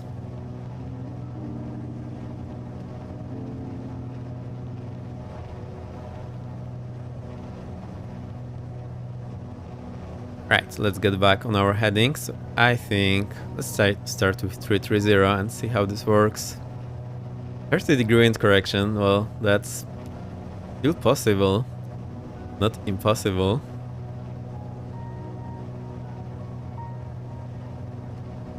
I see I need to get my mechanical flight calculators handy so we can always calculate that. It would be nice to have them. I didn't think about it before the stream today. Also, I really enjoy fair flying, keeps me on top of my game, give or take. Also, I hold that altitude a bit better than usually, but I think that's because we have absolutely zero turbulence here.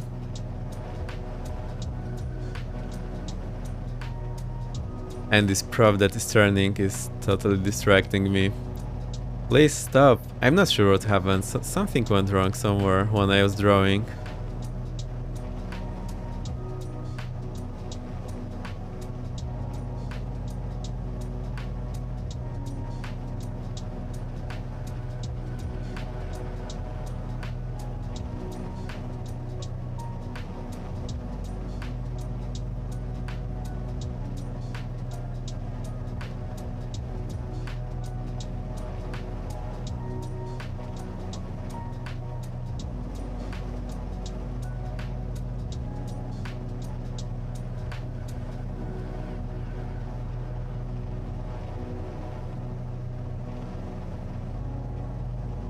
I see that OBS is again losing frames. I'm not exactly sure what this happens, so I'll try to have a look if I know what the problem is. But I checked before the stream today and it was working okay.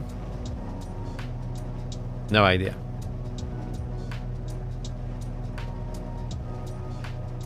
Let's see, 45 miles to go. This wind correction angle of 30 degrees seems to be working just fine, so it looks like we actually need that. And if you look here, right, our track I think is still... we're a bit too much, so let's cheat for a moment and use this indicator to see our actual track. Put this on 359er. That should be here.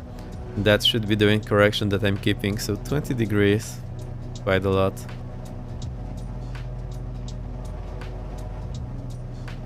And we're seeing some mountains in front of us.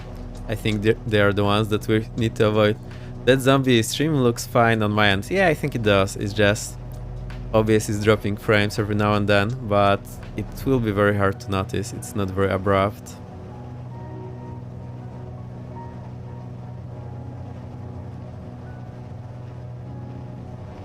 Basically the OBS is running at 55 FPS or something like that. Maybe a bit more. And it's just losing frames every now and then. You most likely will not notice that unless you look super closely.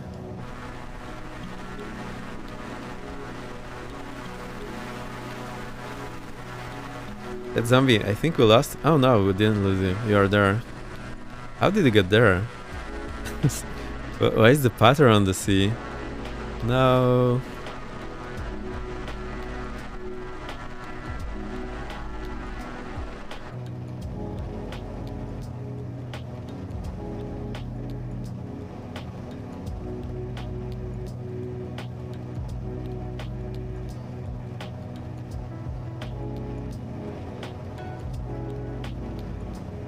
Right, 40 miles to go. Still a lot. Cool. We have all the approach briefed. I will be looking there anyway to see what's going on because I can't remember all the numbers. My plane is getting slapped around. Oh, maybe my live weather isn't working correctly. Might also be the case. You never know.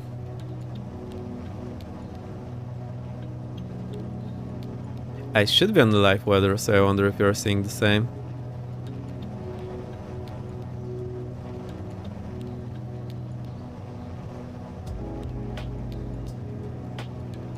Yeah, it is live weather. I can have check the meter here, the game meter, so it's not the actual meter. Homer, right, that's the Homer. Clear. Right, so it's actually clear. Actually in the game. I'm not sure what's about the real airport.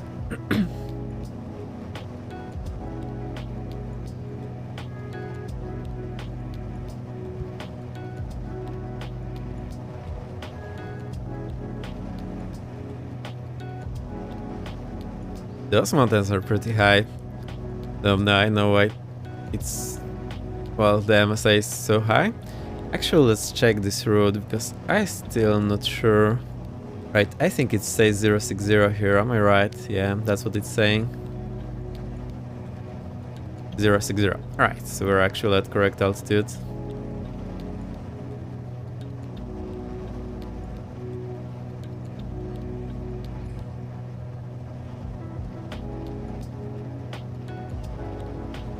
I think I forgot to show the navigraph. Never mind. It says Victor 48 that we're doing is 6,000 feet minimal en route altitude.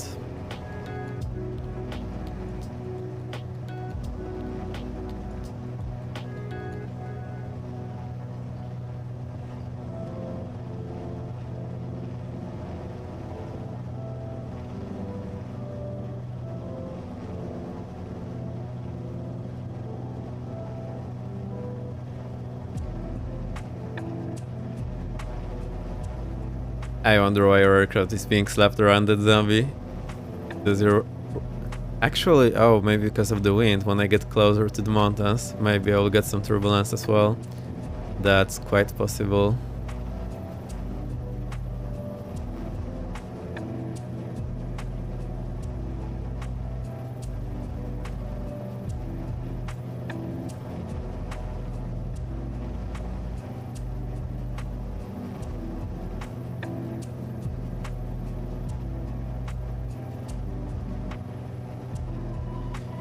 "35 miles to go." A long time. That will be, let's see, we're doing 110 knots. So 35 miles, let's see. Right, 110 divided by 60. That's just shy of 2. That's 1.1, 1.8. I'm not sure.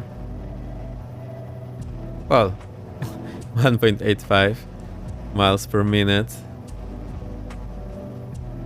So still like 20 minutes? 17 minutes maybe.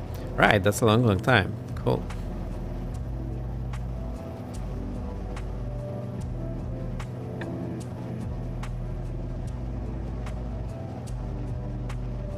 Oh, so that means you weren't seeing the leaning instrument maybe when I was leaning. I remember it has a lot of features here. It's just automatically switching between them, so but I can hit the step and then it should be showing me. So EGT is 702. Leader head temperature 17,213.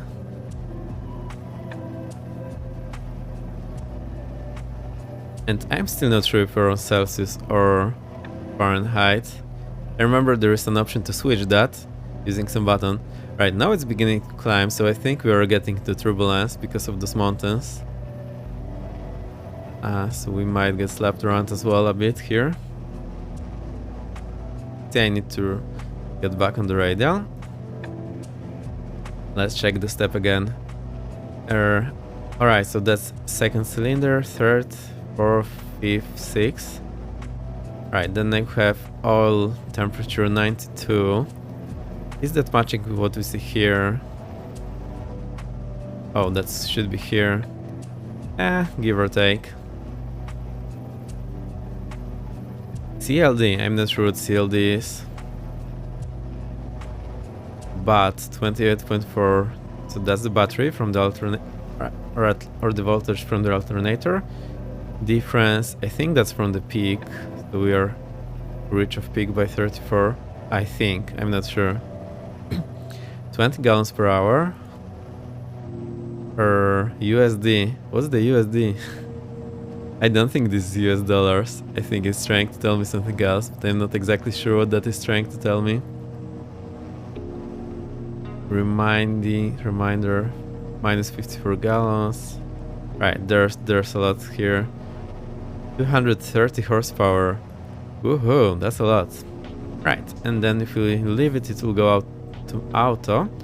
Or if I press it, it will go to auto. I think it does, there is no dot here. Right, I will leave it, and remember it goes to auto in a moment. Used, yeah, maybe that's the used fuel here, right? Probably is. It is all in the manual, but I didn't bother to read that, it's quite a lot. But it's all explained in the manual from the Baron, I think, so that's pretty nice. And yeah, they are very proud of this implementation, so good stuff there.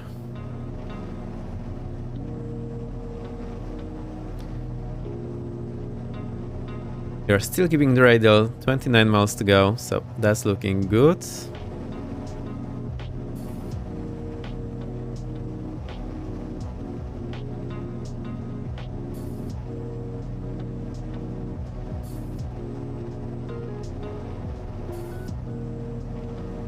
I actually got a bit high, so we are 200 feet too high. I'll try to lose that altitude, but that's still within the limit of 200.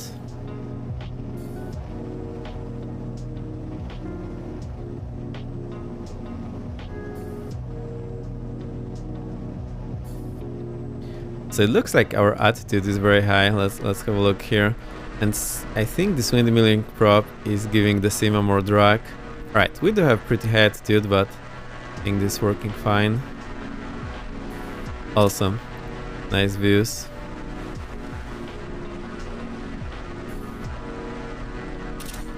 Right, see I'm losing heading a lot here. Let's get back there.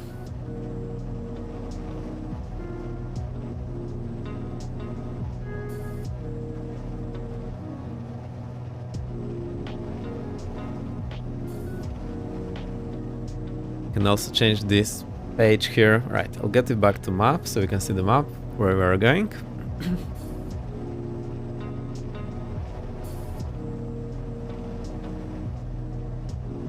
I'll switch to the traffic page here. That's the traffic page, and I'll go to the menu here so we do not see anything. Or just go to the traffic? Yeah, let's go to the traffic here. That looks nice. Cool stuff. So it's not showing me where I am. I will be just a bit more confused. On the map display, I'll load the approach for you, so you shall be seeing what we'll be doing.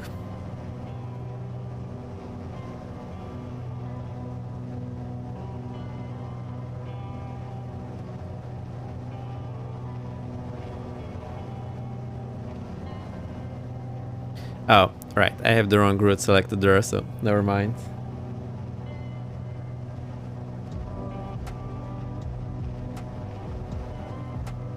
I'll keep you what we have there at the moment. Get back on this heading, just you see me looking away for a moment and my heading is all over the place, and so is the altitude.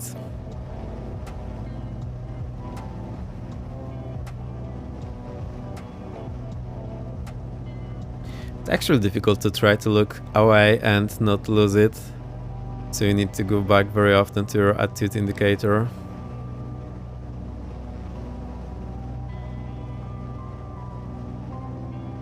Right, our fuel is looking good, we are still above 3/4 on the left tank and the left engine is on the left tank. Actually, you can switch it to the right tank to balance it out a bit, so left fuel pump to low and switch it to crossfit. Keep the fuel pump running for a few seconds and switch it off.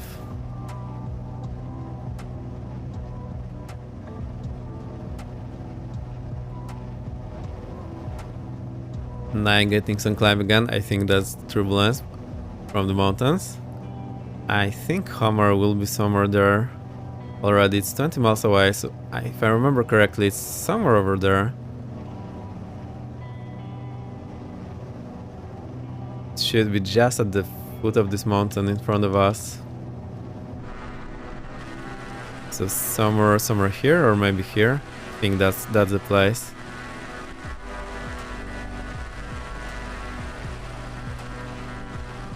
So you can see my rudder deflection being in all the time, quite a lot, and the prop that is spinning wildly for no reason whatsoever, because I think it has been feathered. Anyway, never mind, we are still flying, so no problem there.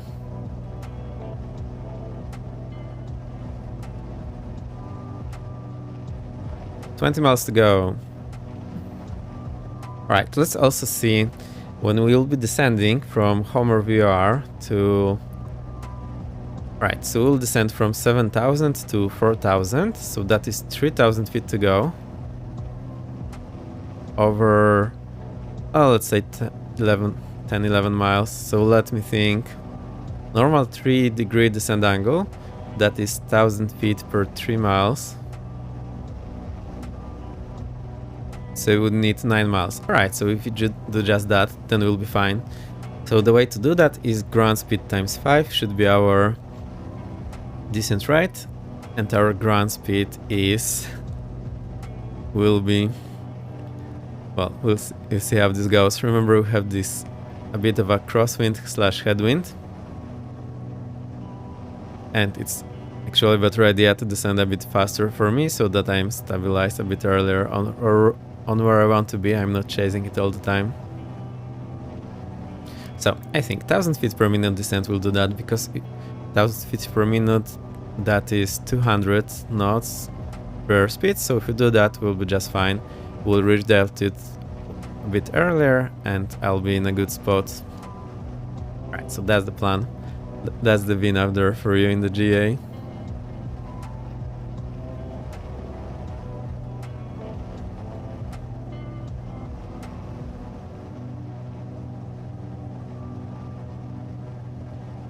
Also, this go around, we climbed to 2,600. and hold. Alright, so just 2600, so that's our go around altitude. Right, I'm looking back. Let's see what's going on there. Not going great. Maybe our wind has changed. I'll do the wind check here. 318 at 22. It reduced slightly and changed the heading, so it's more of a crosswind. Interesting.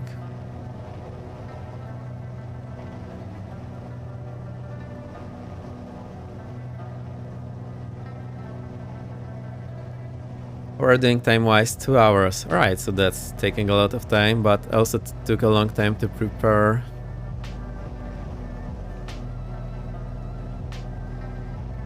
We're on the radial, so let's get back, put in our wind correction. I think some like 10 degrees will do the job, so I did set the heading back accordingly. Let's see if this works.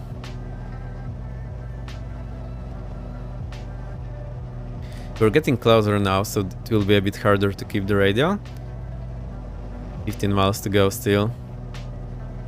And looks like my speed increased for some reason. I'm not sure why that is the case. Maybe I'm just flying more straight and level. The zombie are doing the similar approach. I'm not sure. It's hard to tell where we are going. I just see the dot there. Nobody knows.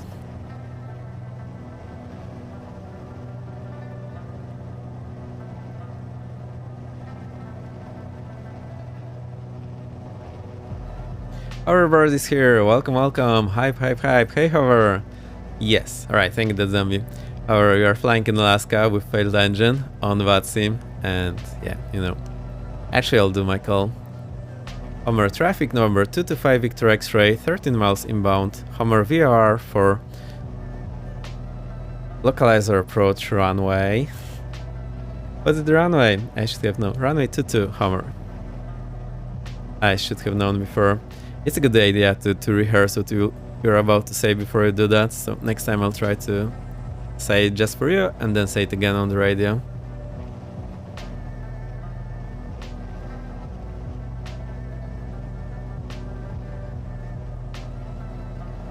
And we'll be doing the backcourse approach, which means, well, you'll see.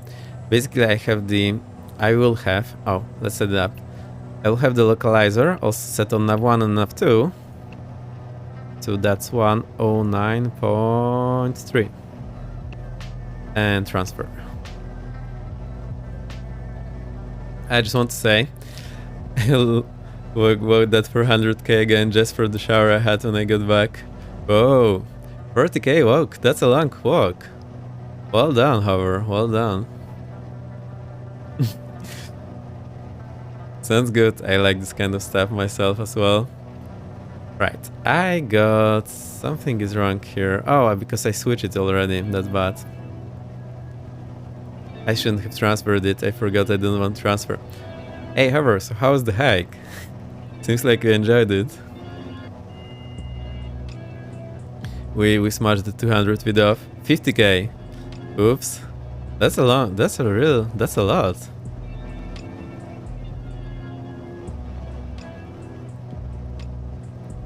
It's really a lot. Right, 10 miles to go, so I need to start focusing here.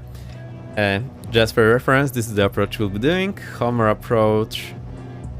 The localizer backcourse runway 22 in Homer. So we go over Homer, radial 353, then 11.2 miles, do the arc to the right, go and along the localizer, descend, blah blah blah. Current altitude 2600. Right. Final approach course 218. We'll need that later.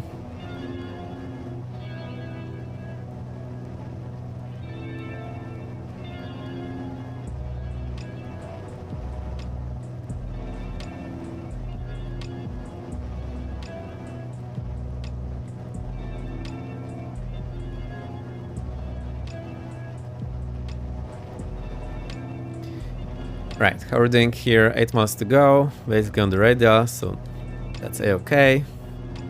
Altitude is okay. I was to 30k yesterday and 20k today. Oh, gotcha. I thought it's 50k in one day. That's a lot. My personal limit used to be 10 hours of walk, and then my knees would just give up and I couldn't walk for the life of me. To 10 hours, that's like, yeah, 50k. Maybe I've less because it's usually in the mountainous terrain, so more like 35k. That's a long cover. I'm glad you enjoyed it. At least I think you did. We're having a lot of wind here, so I need a lot of wind correction.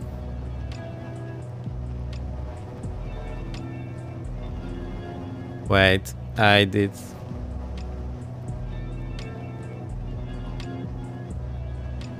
I broke the map for you. Sorry for that. It's back again. Should be reading fine now. Thing is so. The scouts assassin, so there is no buts, just stands. Cool. Good stuff. Yes, did enjoy it. I'm glad. Sounds like fun. 6 miles to go.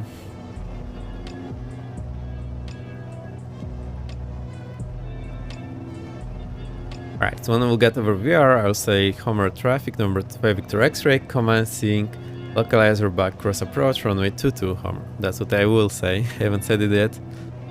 I just reminded myself before that I need to rehearse that before I actually say it, because very often I don't know what the runway is and so on.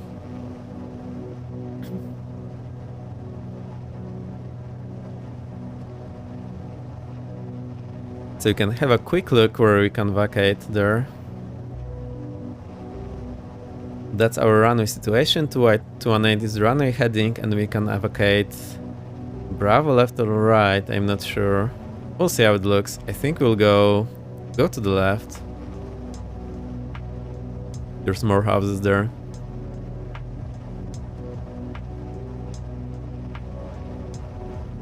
From us to go. No, I'm getting anxious. We're almost there. Now it's the hard part of the flight.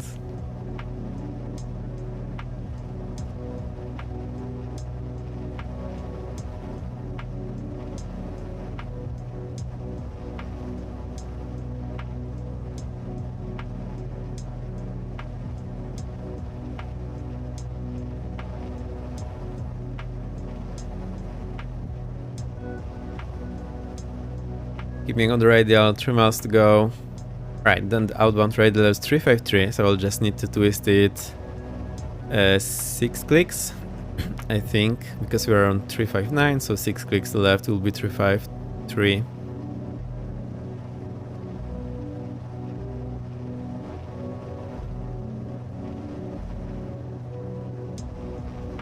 Also, we'll stay on the VR, but we'll have the indication here from the localizer, so it's a good idea that I did set it on the nav too. It will be easier to see what we are doing.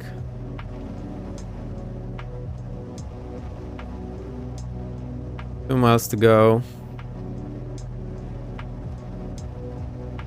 And also we are like half a mile over the VR. Well, actually a 1 mile. So the radial, the DME will go down only to 1 mile. Give or take. 1 mile is 6,080 feet, and we are basically 7,000 over it, so it will go down to 1 mile point something. Right, let's do the call. Homer traffic number 225 Victor X-ray, overhead Homer VR, commencing, localizer back cross approach, runway 22 Homer. Right, we are in the cone of confusion. You can see the verb being a bit undecided here.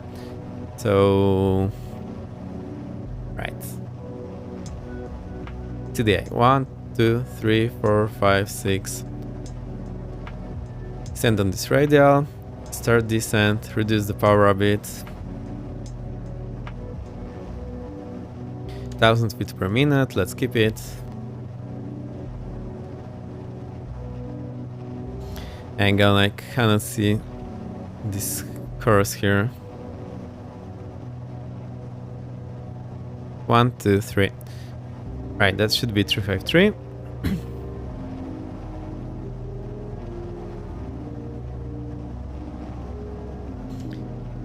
And we are descending 4000, so let's pre-select that.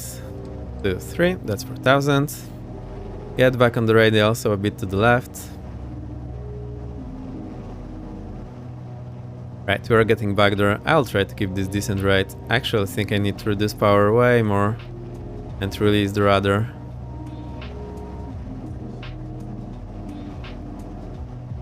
Right, so that's good. Airspeed is looking good. Descent rate is looking good. 2 miles. We are going down to, let's say, 1 mile before.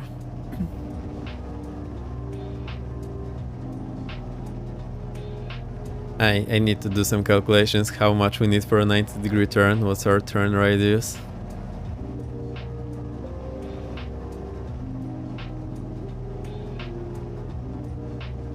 So turn will take half minute because 1 minute turn rate means 1 minute for 180, so half minute for 90 degrees.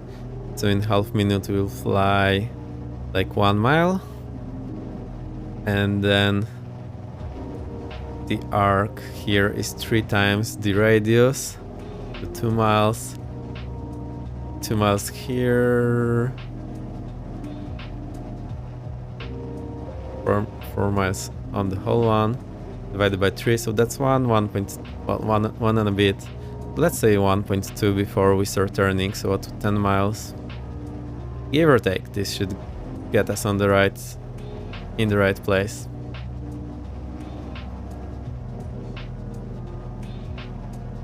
Need to increase this descent rate. I wanted to keep 1000 feet per minute, so let's do that.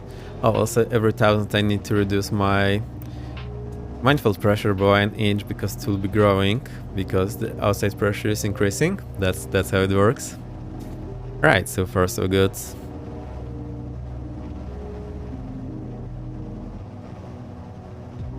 I need to get a habit at every 1000 feet. I just reduce the manifold by 1 inch. Also monitor my altitude a bit better.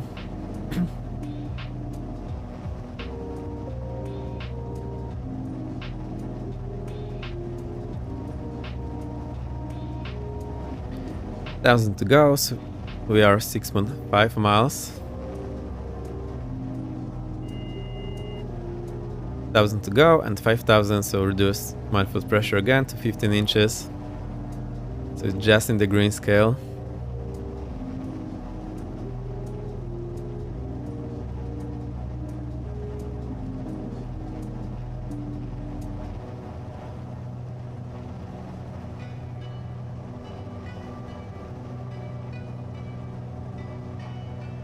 $500 to go.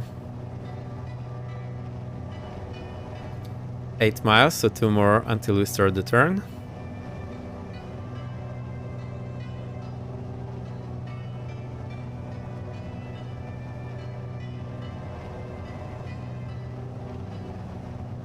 Right, I need to ease off this wind correction. Next what we'll do, at 10 miles we turn 90 degrees, so basically just have the arrow pointing to the left.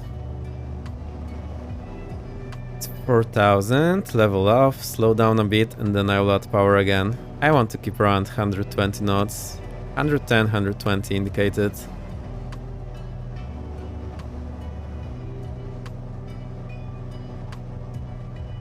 Nine and a half, so almost there.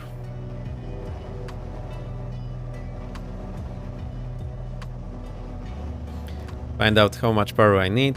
Adding power, I need to add more rudder. 10 miles, start the turn. Power seems okay. So we are just starting turn and we are basically here. 353, and now we are turning. And we can descend 3900, so let's go there.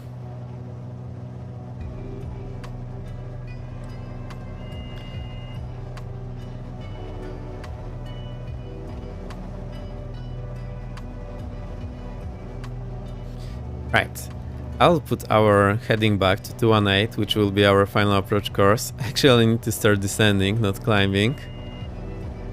Let's see, 11 miles, so we are doing good here. Right, it's now pointing 90 degrees to the left, get this heading back on 218. That's 220, 12, 218. Right, now when the CDI gets to the end of scale, I will just twist it, I think, 20 degrees. And we are a bit too much inside, so I'm trying to put outside. Right, let's twist it. Wrong way.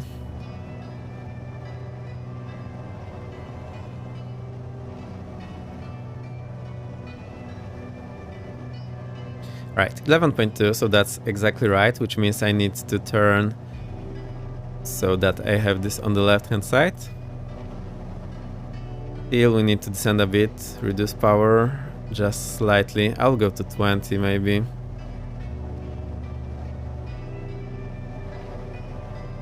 Right, then at radial 011 we can start descending 3700.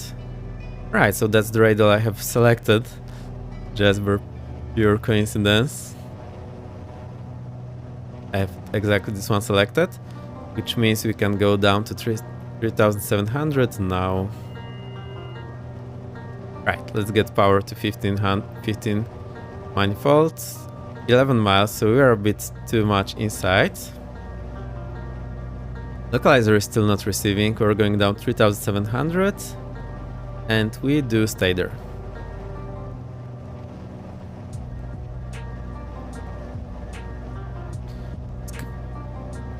Change our heading bit to the left so we can get a bit distance. We're just 0.2 miles off, but that's within the limits, I guess.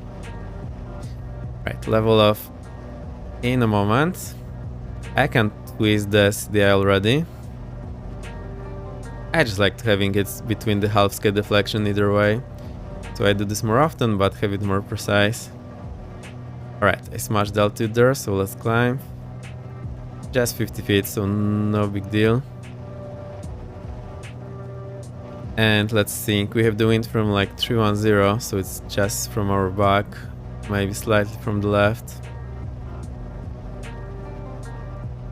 Bit more rudder. Hey, this is looking good.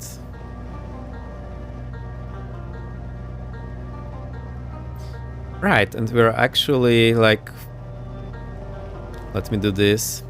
So when this clicks, we'll be 5 degrees off. I think when we are there, is our localizer receiving? Not receiving. Great. Maybe it's broken. MISF is not always working well with those bug courses and whatnot. So... Wait, it should be 055, so we are still too early. Now that I'm reading that. Because the... Right, I see what my mistake was there. My mistake was that I was thinking about the same angle, but the VR is not collocated with the localizer. So see, there's this 055 that says is where we intercept the localizer. Also, let's get our stuff running. So prop sync off, landing lights on, fuel pump low. Do I need anything else? No, I think we're good. Cabin temperature is 21. 50 feet too low. 11.1 miles. Alright, so this DME arc is looking great. Actually better than I anticipated. Right, I can twist the DME OBS all the way to 055.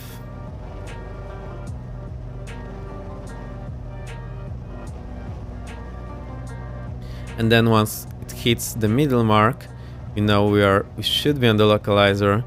The nav2 is still not receiving the localizer, so I'm a bit concerned about that. No, nothing being received here. Switch the nav1, also not... Oh, it's actually receiving. Right, so at least that is working. I can start the turn now. Twist this to 218.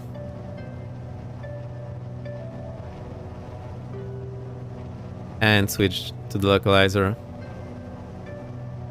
Oh, we actually did overshoot it already. How come? Something is not adding up here. Oh, wait. I know what the problem is, because I selected the wrong heading. Remember when I said that it's a back course, so we shouldn't have our final approach course, we should show the opposite way.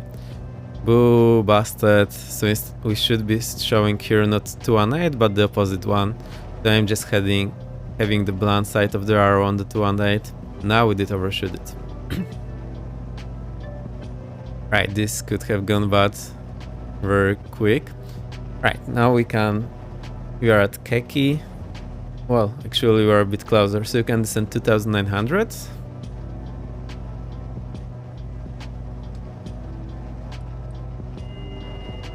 Final approach fix is at 6.9, so we still have time.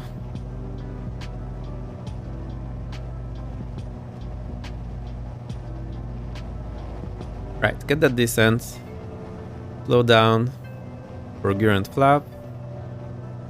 Right, speed check, gear down, flaps approach.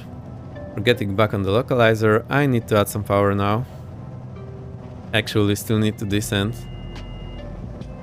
Let's do that quickly. Try to keep 1000 feet per minute. That's always a good number. Now we're getting on the localizer. So note to self, for back course on the HSI, just select the opposite direction, otherwise it will be non-directional. Or just use the non-directional, but just be aware of it. I wasn't aware. You saw me being surprised there. Right, wind is 318, give or take, so we'll need right wind correction. I'll set maybe this for now. We'll see how it works. 100 to go.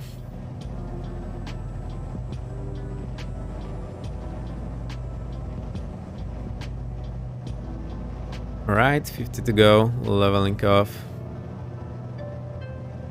I know we can see the runway, but I'm still trying to do this more instrument flying.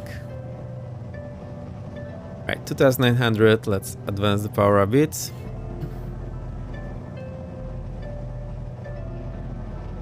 Alright, we smashed 8.2, so we can descend 2500.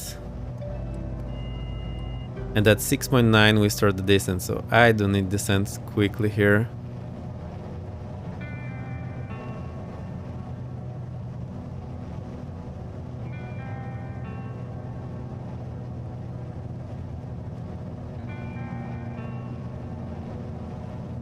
Right, almost there, 0.2 miles to go. And I'll be just there. Alright, 6.9, so we'll keep like 600 feet per minute descent rate. That should be okay for us. Keep on the localizer. And then we do the check at 3.2, we should be 1260. 3.2, 1260.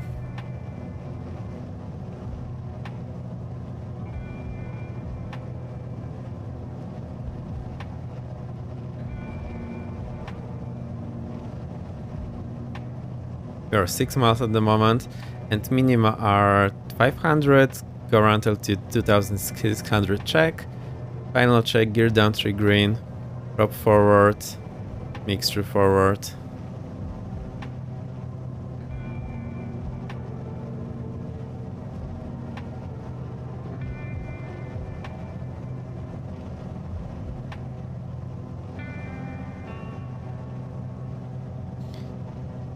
Right of track, correcting.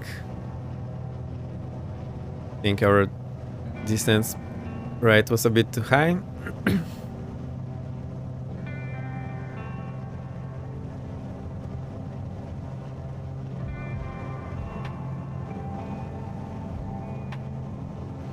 Thousand to go.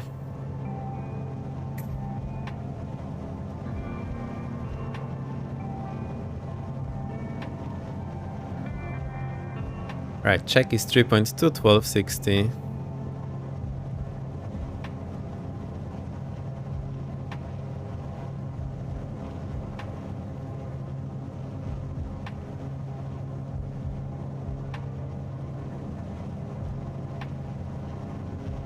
Right, 1260 now, and we're at 3.5, so we're slightly low. I'll reduce the descent. Right, 700 to go.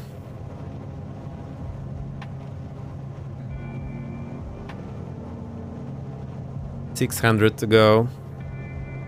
Right, this is looking good so far.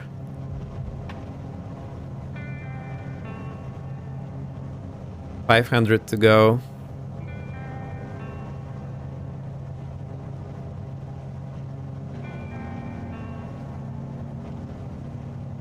400 to go.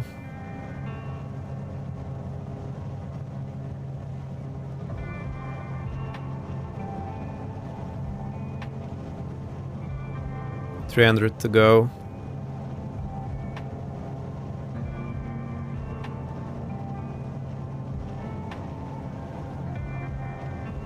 $200 to go. That's will be actually pretty close. I'm looking outside every now and then, so don't worry about that. 500. 100 to go. You can see how close those minima are actually.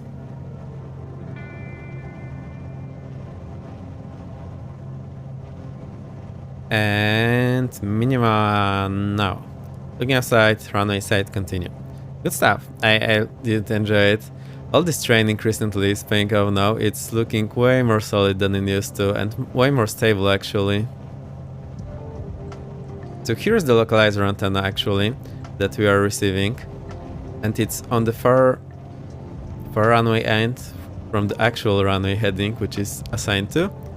And we are just passing over it now, so it technically should stop. Yeah, see, it's going to the side right now.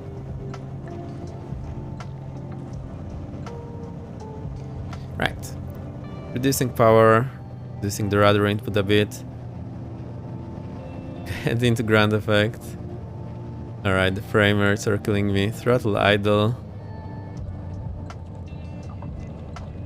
There we go. Minus 19. One engine. Great. Somehow because in GA what I'm doing is I'm keeping the aileron input for the landing, which means I'm touching with one wheel only first. And it seems that when I'm doing this touchdown with one wheel first, the touchdown rates are way better than normally.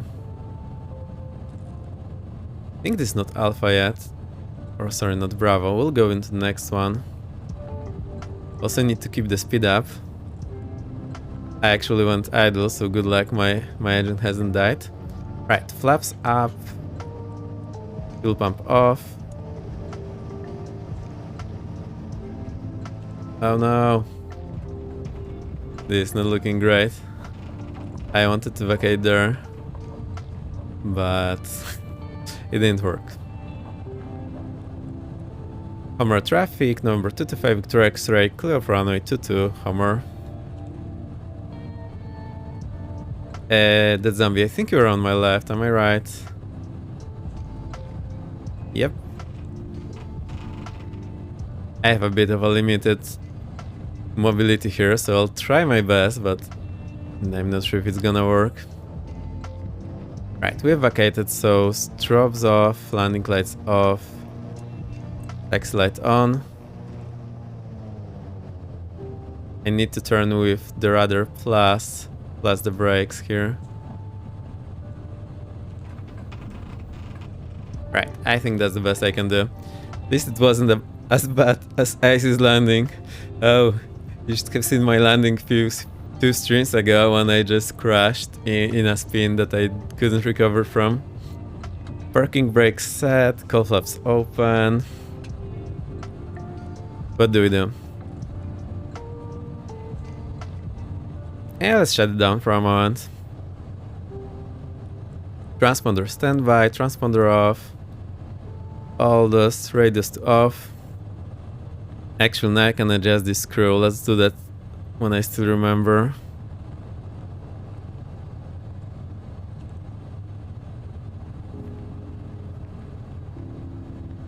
Anyway, let's keep it like that, so it's reading 0 on the ground. Right, I'll just do avionic master off. Get all those hits off.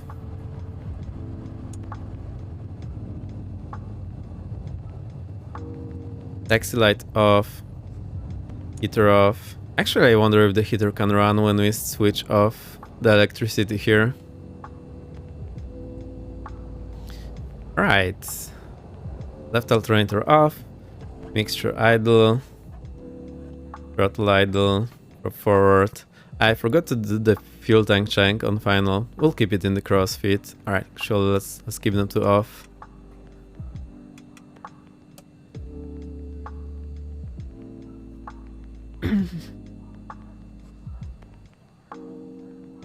I should be getting an actual desk next week or week after, so I'll be able to fly along soon. Oh, you still have the desk situation. I had no idea, however, that's so sad. Boo. Knowing me, if it was me, I would probably arrange something on the floor and just play on the floor.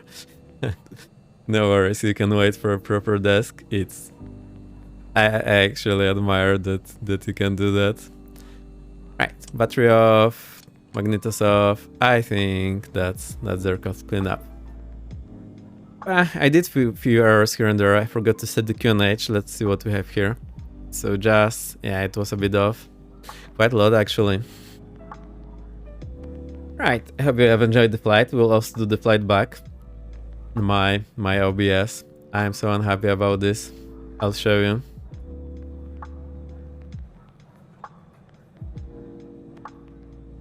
So look, that's me, and me again, and me again, and again, and again, and again.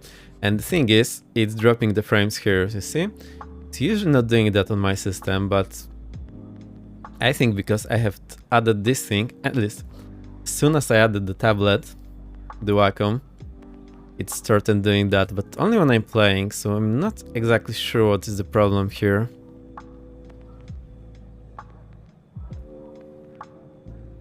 Anyway, now we know. I've got a lot of cool stuff going on here. Actually, I can show up real quick because some people were asking. So on my music, what I have is I have this filter, sidechain ducking. You basically add a compressor here at the very end and set it like this. So sidechain ducking, you take your microphone, ratio I have 5, threshold -18, attack 6, release 600, and gain 0. Gain should be always 0. And now what happens is that it's checking my microphone level, and when it goes above 800, it starts reducing the volume on the music. So that's filter for desktop audio. So see where the music is when I'm not talking. 330. When I'm talking, it goes down to around 35. So actually a pretty nice effect. I also have the compressor on the music so that it's usually the same level, and I have the limiter so it doesn't go above -24. That's few of the settings I've been trying to tell people. Actually, let me put the stream marker here.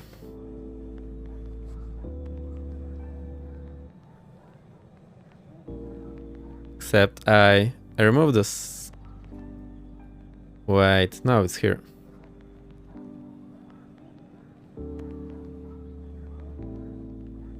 And see, these frames missed due to lag. I'm not sure why this is happening. It's been a bit odd ever since I started streaming today. Anyway. You know the drill.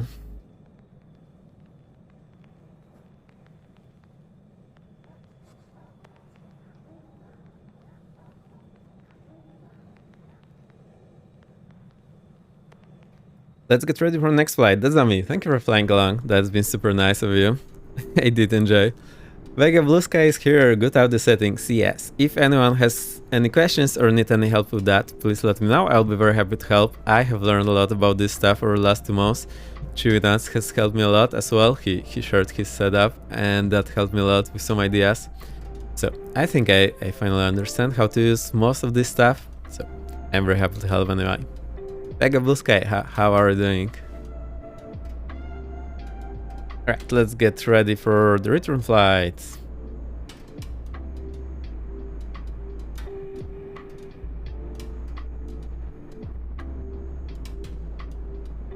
It's cool, I might have a question or two. Sure, you can ask now or just ping me on Discord, or in my Discord I'm just adding every interesting thing I find about OBS, so that if someone needs it, it's there. Also, if you're not aware, you can have a chance and look there.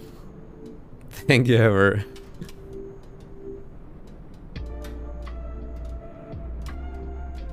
Also have this. Yeah, this is the Discord. Also have this sidechain ducking on the VATSIM audio. So when there is VATSIM audio and I'm talking, it's easier to hear me because you are not fighting for the volume there. I really like this approach and the flight. It was so nice. It was maybe just a bit too long for my preference, because I did all the briefing and then we had a lot of downtime. But to be fair, it was super nice.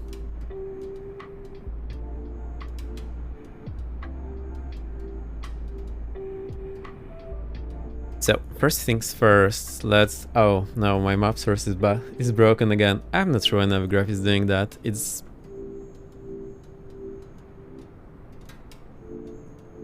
been failing a lot recently. I need to refresh it every time.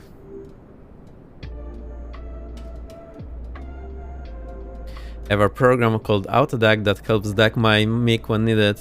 Cool that OBS has it built in now. Yeah, I think it has been for a long time in OBS. I just don't need any external software for running my audio, so if that's in OBS, I just use that. No need for me to do anything else.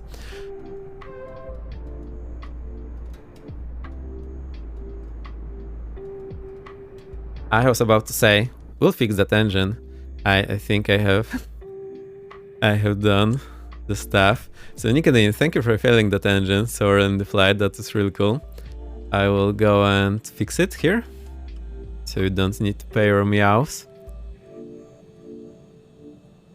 I'll just repair the two of them. I'm not sure why I'm killing those engines so much.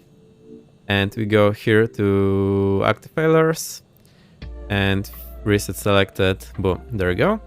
Go back. We have real-time failure rate and it's failing a lot for me.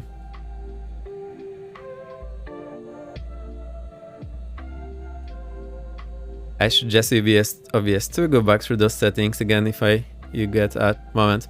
Right, you can always check this on the VOD, but I can show you now.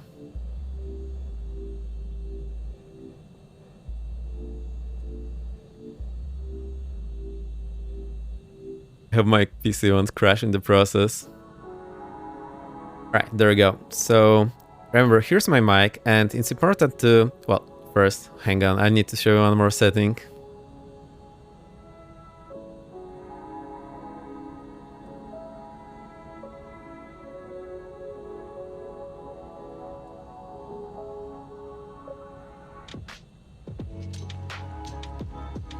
Right, so here in the audio, there's one thing that I was not aware of, and it's super important.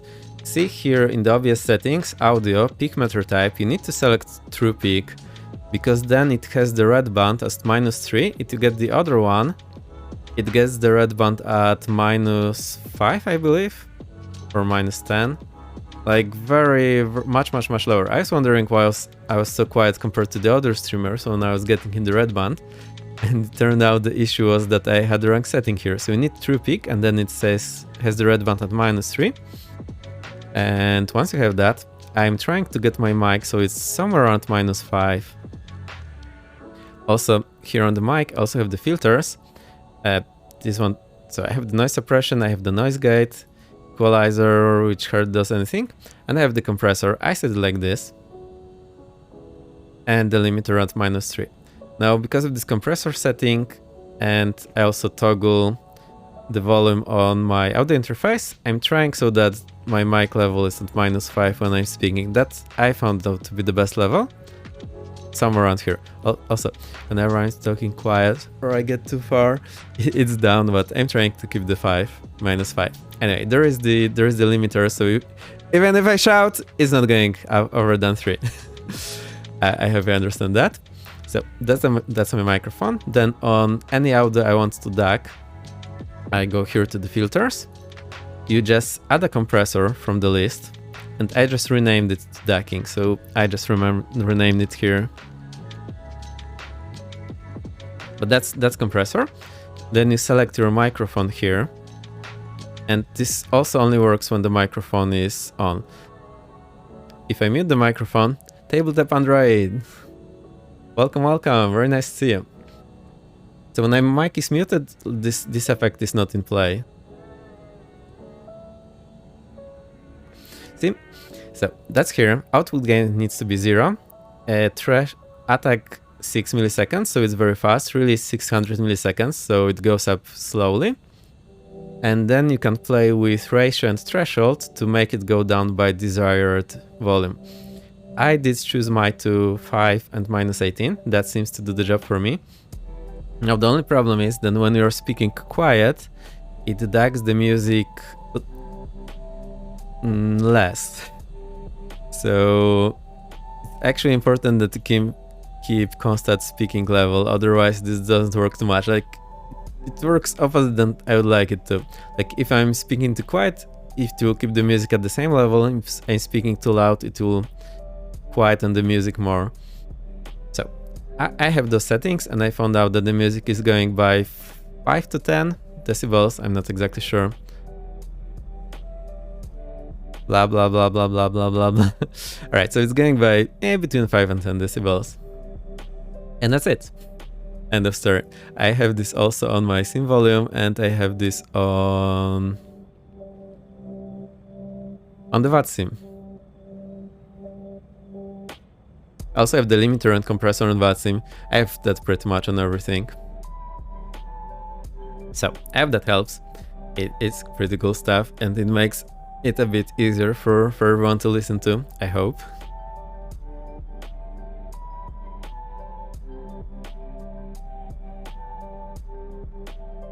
Alright, enough talking. Let's get back to the flight. So I need the return flight. Get these rows. Yeah, thanks, sounds good. Yeah, I'm glad to help. It took me a while to get this figured out, so I'm happy if I can help. So that's our next route. I'll just copy this.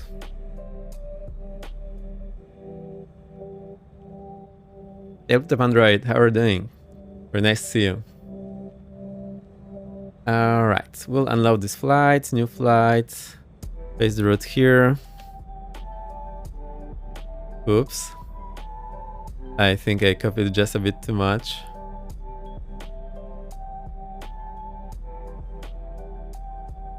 That's the route. We are taking a different route for...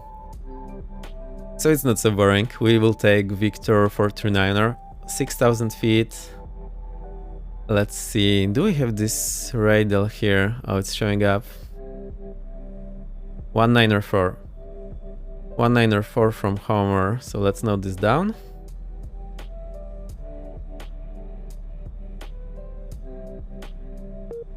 Oops. 194, was it? Yep. From Homer. I should have added R149. Right, 6,000 feet. Actually, let's get this route here as well.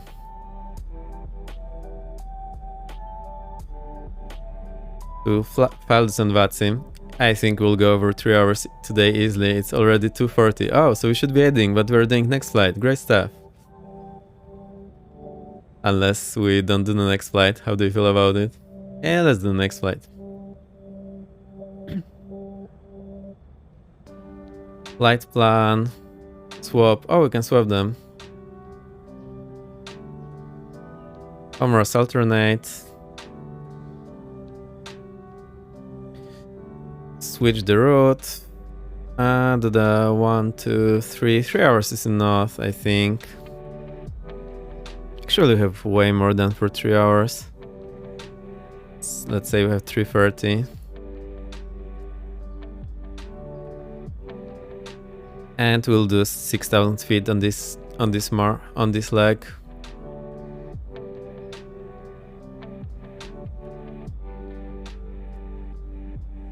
Right, file it. Just double check. Oops, not ident. Flight plan.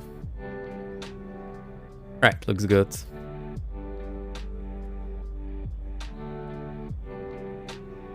Alright, runway 224 departure. No departure here. Let's choose the runway for arrival. We'll do 26, I think.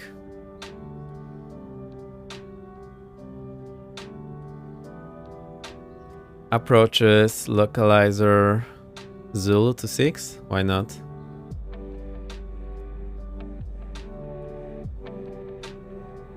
Hang on. Alright, so that's the one. Localizer Zulu 26 from Oscar Delta Kilo. Hey, looks nice. We go here on the outbound, procedure turn, approach, here's the mist, blah blah blah, and the holding. Okay, looks good to me. Right, last but not least, check the departure. Nothing in the seat, so we go to taxi, obstacle, ODP notes. That's just notes here. We have what we need in this place. Runway to 2. Right, so we have the weather minima and obstacle departure procedure. Runway 422, climbing right turn, heading 245 to intercept Homer, radial 210 dance. Alright, we are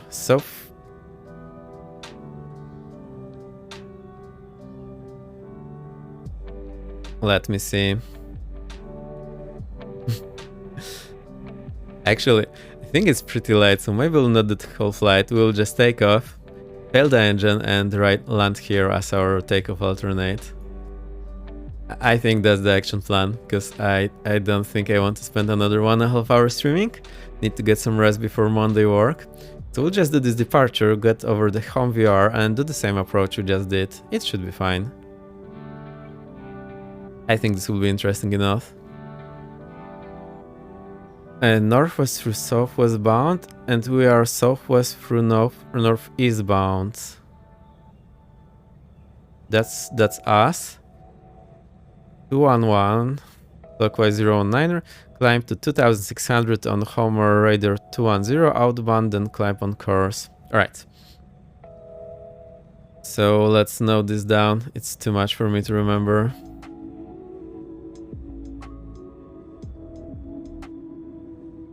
Alright.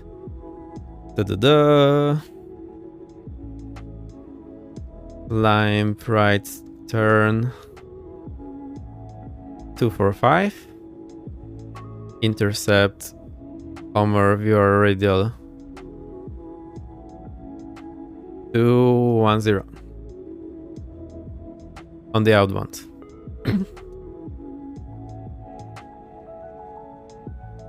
And then climb 2600. Alright, that's it. Cool, good enough. So we'll do that, we'll find the engine, or someone will do that, and we'll do the approach here, just pretending, oh, we have a failure, so we divert to our takeoff airport. Right, 218. Yeah, all good. Let's do it.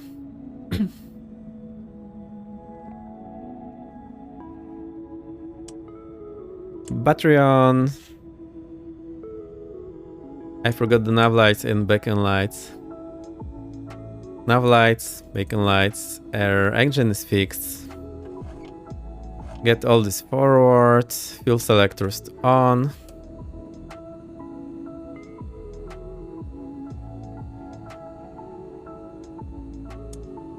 One, two, three, and off. Mixture halfway. Throttle close and open just a bit. Step on the brakes. Get magnetos to both. Clear prop. And start it. I think it's running. Advanced throttle 1000 RPM. All pressure in the green. Right alternator on. I am getting better and better at this. I think I'll be flying the Baron for a long time. I finally have an itch to get very comfortable with one aircraft, not switching the aircraft every other stream as I had a habit of doing. So that feels pretty nice. Also, I feel very much at home with the Baron. It's really nice. Right, left engine. Fuel pump to high. 1, 2, 3. Off, mixture halfway, throttle close, open just a bit. Magnetos both, hold the starter. Right, let's see. I think it's running. Engine RPM 1000, oil pressure is in the green, left alternator on, Avionics master on, get all those heaters on. And then the blower. Heater on, we keep this low. Open it just a bit more so we can be more comfortable. It's 3 degrees inside.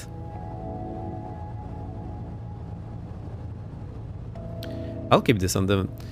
I think this weather radar actually works. Right. I'll put the FailBot to sleep until we are taking off, so I don't need to restart the engine if you're eager to spend your points now.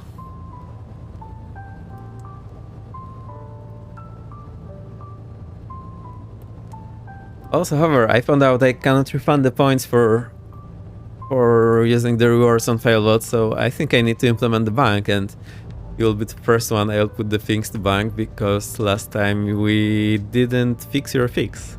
We didn't act on your fix, if you know what I mean. TOS. System test OK. Right, get the traffic page here. Select... let's just select the VR. Yeah. So, I've been thinking, I thought I wanted to refund you those points, and then I learned it's not possible, so you have helped me a lot here. I do appreciate that. Right, set this on... Actually, I see that zombie moving there.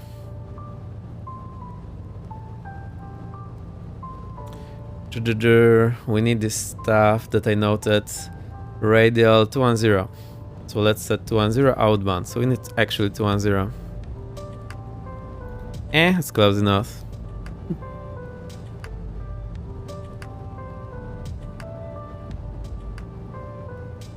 And we'll also need 245 on the right turn. So I'll set the 245 here, so I have some reference, and then if I go, whoa, what heading do I need to go? Oh, I did set it here, it's 245. Alright, I know. So that's just a way to note down a heading if you run out of places. Hit the B for the QNH. Transponder standby.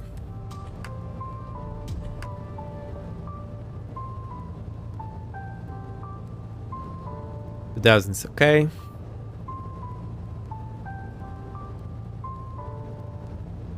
Looks like we're ready to go. We don't have the runway heading. That's 218. 218 set. Alright, let's roll. I wonder why the VR is not receiving. Oh, because we're on GPS again. Switch this to nav. See, Nicodine, I am learning. Working brake released. Actually, we need taxi light. And we taxi via Alpha. Let's do that. I'll keep this on for me now.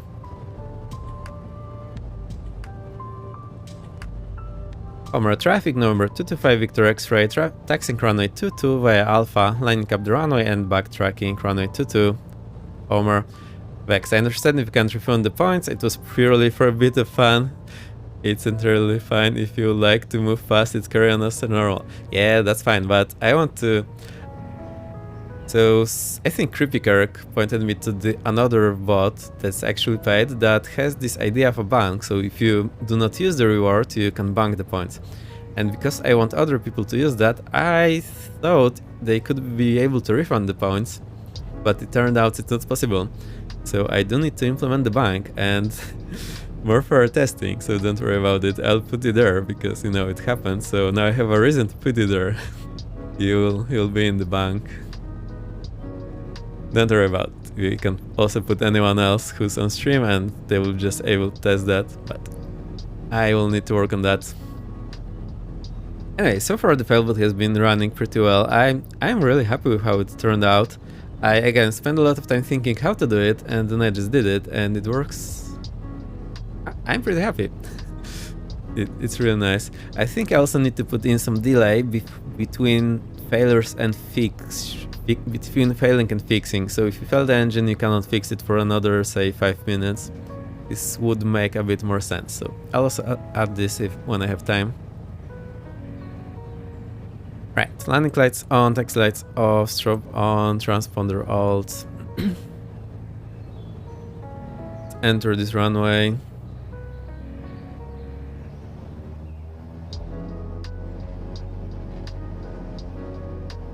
Also, I noticed in the US people say backtaxing runway, not backtracking. Homer traffic, November 225 Victor X-ray, backtaxi runway 22, Homer. There's that zombie climbing out. Good stuff. Looks nice.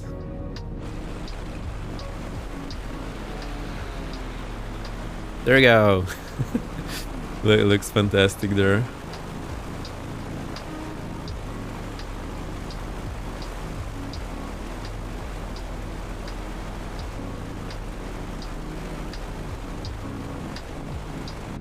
Right.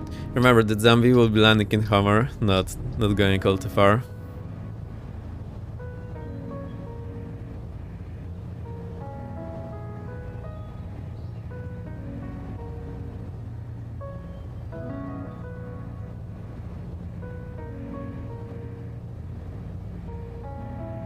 It is such a long runway, we have such a long taxi. And I really like the approach, it was really nice.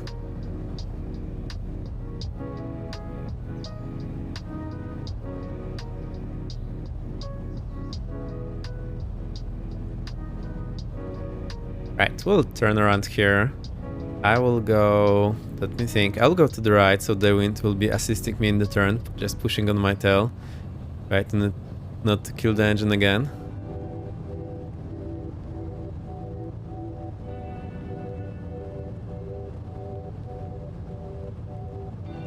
I think we are way too fast. Right. Runway heading. Actually, let's check it.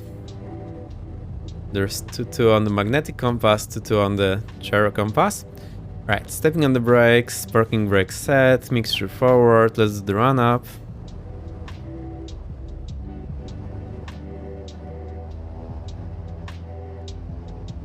$1,700-ish. Actually, let's see what's the manifold pressure at 700. Oh, it's exactly 15.5. Well, maybe 16. 16 it is. I need to remember this number. Magnetos to left. Check the drop. Now it's around 100, so that's good. Back to both.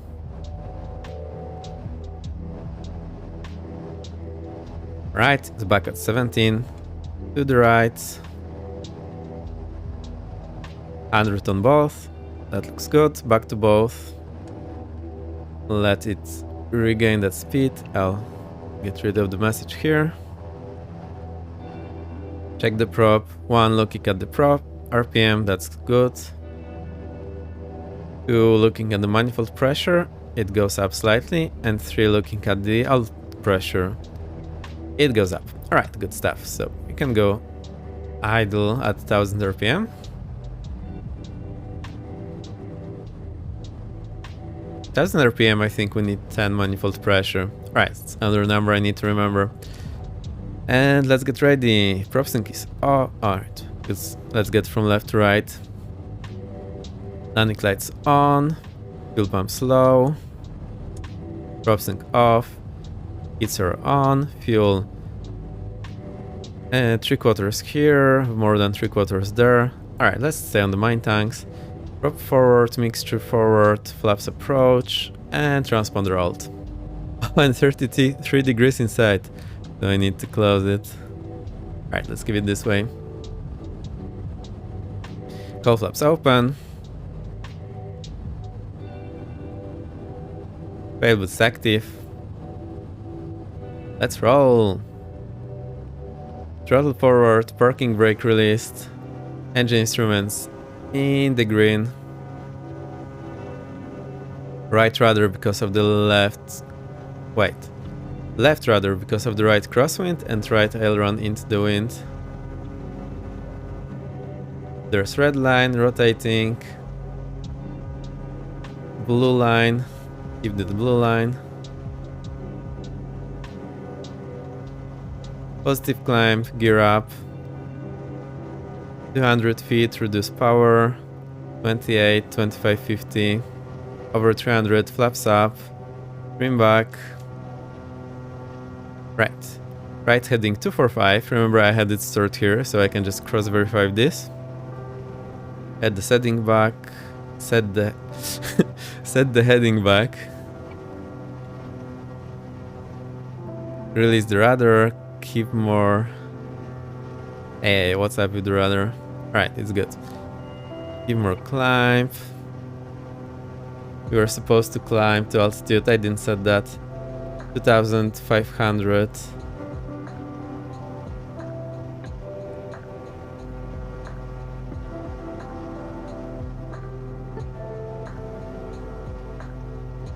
It's 2,500 now, and then we'll intercept the radial and fly it outbound. And we are flying from the VR. Get on this radial.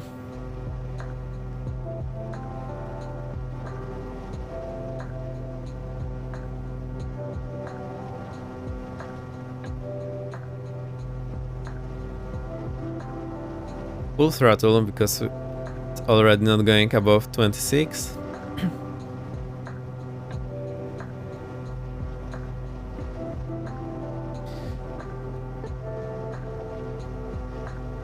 Right, the VR is there, so it's like 0 to 0. Alright, it's actually moving now, so we'll be on the radial soon enough. And we are climbing 7,000. Right. I will do the honors when we get on the radial.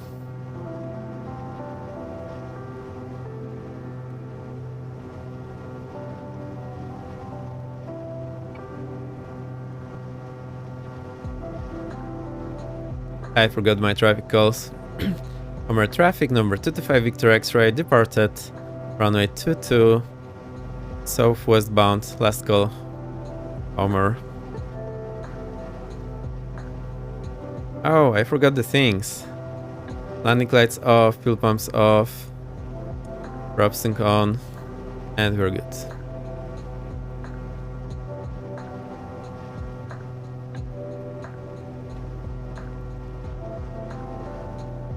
Thousand to go, so we are on the radial.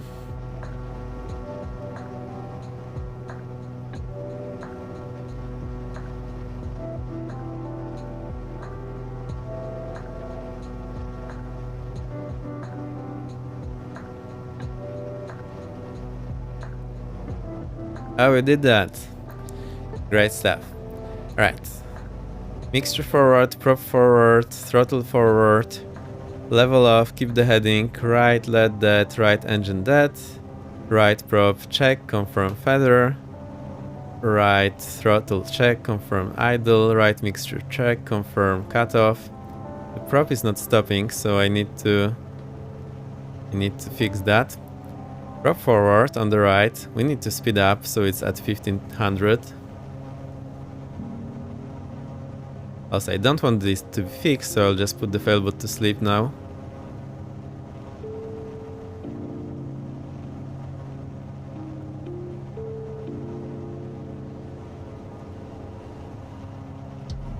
Right, 1500 and feather the prop. Hope it works now. Right, I'll also close the cowl flaps. Now, right magnetos off. Right alternator off and right fuel selector off. I'll just have the left fuel selector to crossfit, and remember we need the fuel pump for that. Right, we kept the heading, so that's looking nice. Basically kept the altitude. Prop is feathered now. Still need to climb and reduce power on the live engine, so we keep the throttle full forward and reduce power 25. And prop sync off, prop sync off. Should be off as well. Right, good stuff. A bit too much rudder, so I'll release a bit of it. I'm back from working. Welcome, welcome. Right, we have failed engine, so we'll be returning. Let's review the approach before we do that. Who was that? The dead zombie. Thank you, thank you. I too much enjoy it. So hammer approach, we'll do the same one. Localizer back course 22. I'll just pin it, open it. We have discussed this recently, so I know what to do. Right. Homer traffic number 225 Victor X-ray, returning to airport. 13 miles inbound, Homer VR. Homer. Right, we can now turn inbound. So just opposite of 210.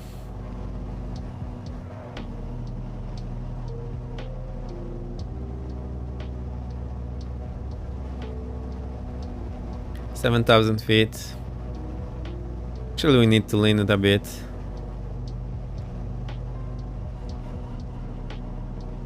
Oops. So, sorry for the chart in your face.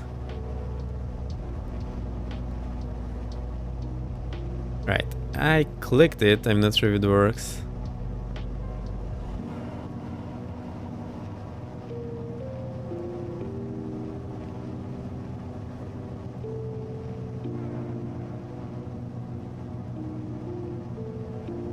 I don't know what it's showing. It's showing CLD, whatever that means. Anyway, we will do that here on our regular EGT display.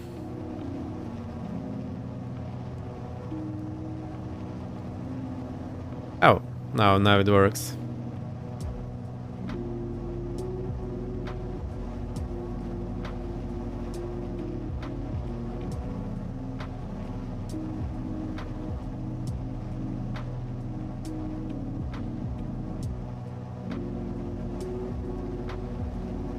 I don't know what's going on there. Have I found the peak?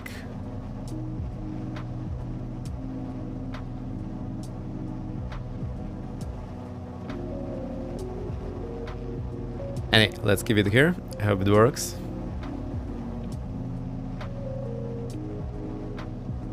Smart the radial. We are 10 miles inbound, so let's focus now. 210 on the inbound.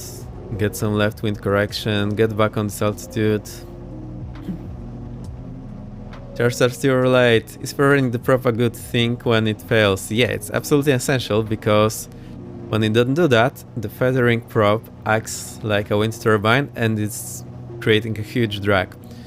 So when the engine is failed and the wind is turning the prop, it's putting a lot of power into that, which results in a drag. So not only have worse performance, it's more difficult to fly, like everything is against you.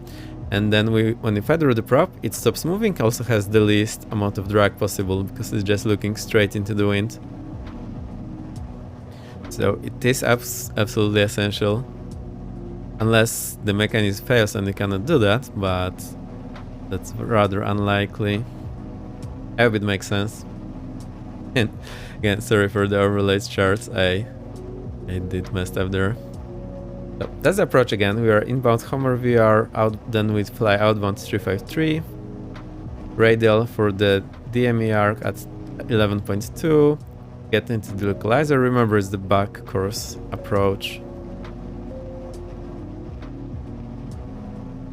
So the tabletop Android. I hope this makes sense. I did explain that very quickly. You see, now it's not doing any drag, and when the wind is turning it, it's creating huge drag, which is not good, obviously.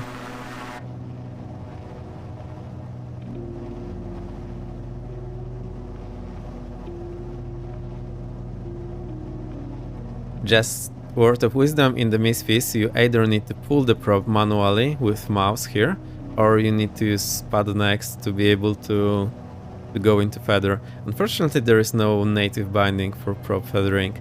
There is one, but it works on both props at the same time, so it wouldn't help me.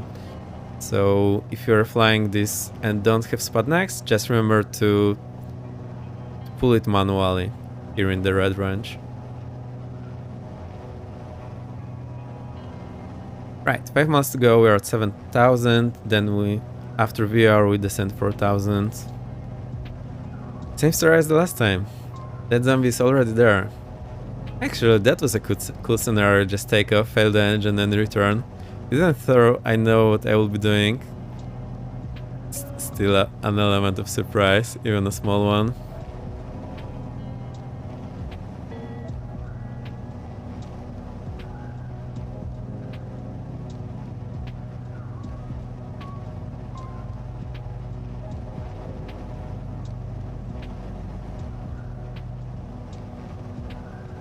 Right, 4 miles inbound.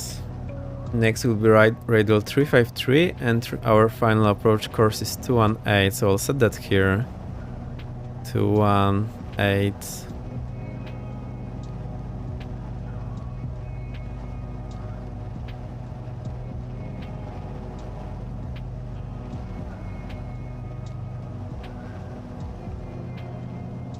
Right, 2 miles to go, and we were like 6,000 feet over, 7,000 feet overhead the VR, so when we are overhead, the DME will read like 1.2 miles, 1.1 miles. Something like that.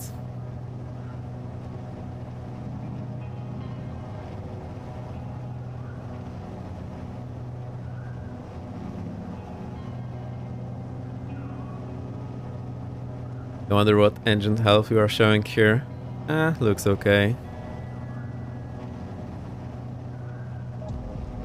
Right, we should be basically overhead the VR now. The DME is reading 1.2. The CDI is moving. So next we have radial 353. That is up. I should have turned there earlier actually. That's 350, 1, 2, 3 clicks. That should be 353 now.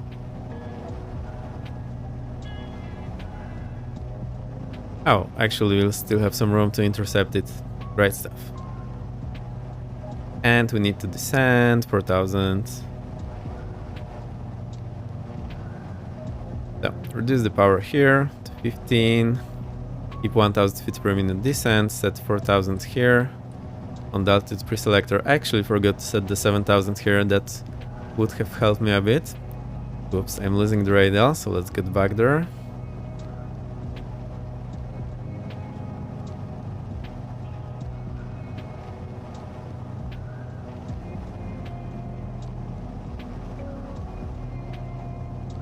Right, getting back on the radial. 2,000 to go.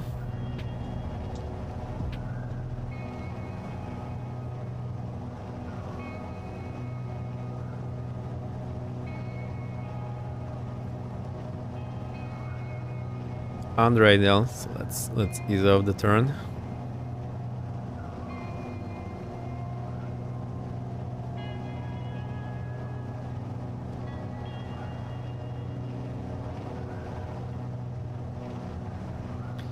I was looking for the zombie, but can't see at the moment. Never mind. Right, I see that flying the same aircraft for a long time. Those have a good effects because I'm finally on top of everything. I'm reducing the power as we are descending. I'm flying more straight and level than I usually do. So it's good stuff.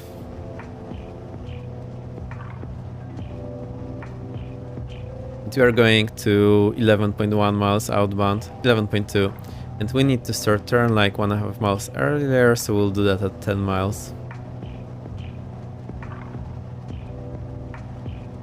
1,000 to go, reducing power again to 15 inches.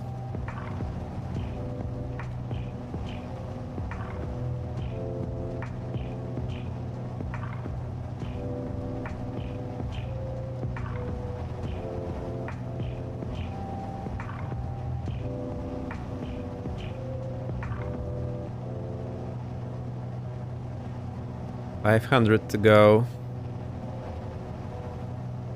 Reducing power again by half inch to 15.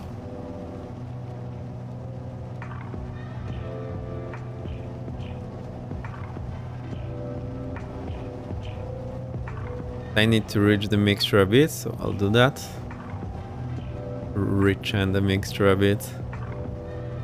Also, I think we should... Oh, we have switched the fuel tank selector to crossfit, so I'll turn the fuel pump off. There's 4,000 feet, level off. Add power, add rudder. 8 miles, so 2 miles to go before the turn. I'll keep the power at 25. Let's make it a speedy bird.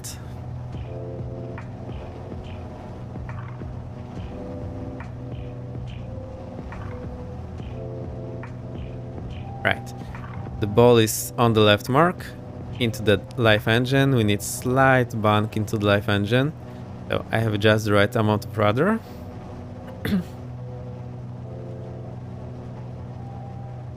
So we're getting there on the radial. Almost at our turn, half mile to go.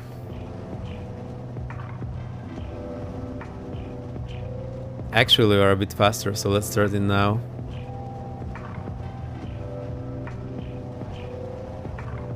Keep the right one turn. And okay, so that's fine. I'll change the setting back, heading back to 218, so we have our final approach course already there. It will be easier for me then to select the correct value on the localizer. Right, 10.7 miles, so we need to go a bit out. It's 220, 2 clicks, should be 218. Right, let's turn the CDI so that it's pointing. Alright, so that it's in the middle. Let's see. Alright, we're flying out. 11 miles. We can descend to 3,900 feet now. Do that. That's how it's looking. 11.2 miles. I will twist the CDI again and make it so that it's pointing to the right hand side. 11.4 miles, so I did get a bit too much out there. I'm not sure what's the tolerance, how much I should stay on track. I think 1 mile either way is acceptable. Right, now because we are too far, I need to point a bit inward the turn to recover this distance. Alright, and at radial 011 we can descend 3,700. That's depicted here. So I'll select 011. Right, we have passed it, so that we can descend 3,700. Right, let's get it for the approach. Prop sync off, landing lights on, fuel pump on the live engine, prop forward, mixture forward. 11.1 miles, twisting the CDI again. And we turn inbound something around 055. Oh, actually I think they say 044 is the place to turn inbound. Oops, keep the altitude here. Let's slow down just a bit. So I think they might be saying here at 044 that you can start the inbound turn, and the point to intercept is at 055.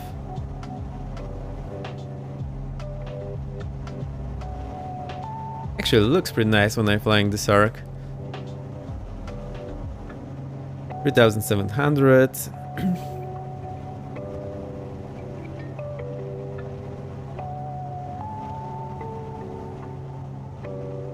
Right, 044 is here. Also, we can use this bearing indicator to always keep it on the right hand side. That's another way to do that. It might actually be a bit easier. Also, there's so many moving parts here, and that's actually a bit more difficult maybe for me to cover the altitude.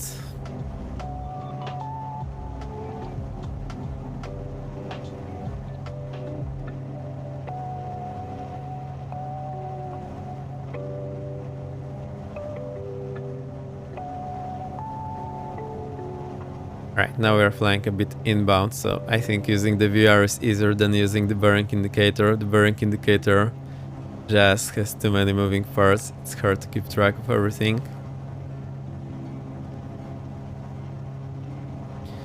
And 044 in 3, 2, 2.5, 1 now. Alright, so we'll start turning inbound on the localizer. Let's see if we have the reading on the localizer.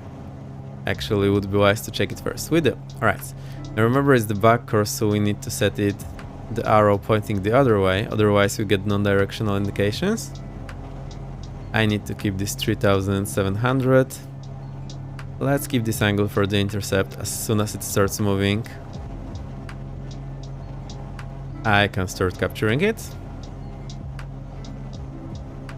And we are established in localizer, which means I can descend 2900. Speed check, gear down, speed check, flaps approach. 2900 set here. Reduce the power.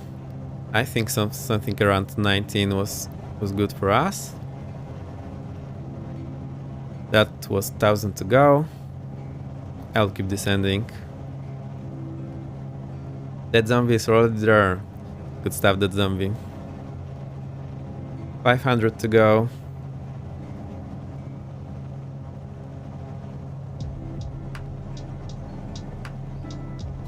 Right, I want to slow down a bit. At 8.2 miles we can descend further to 2500. I will reduce the speed, so 15 on the manifold pressure.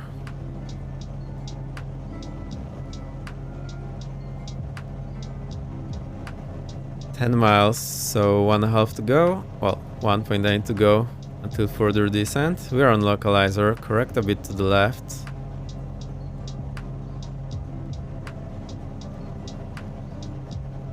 Add power back. I think 19 was the number.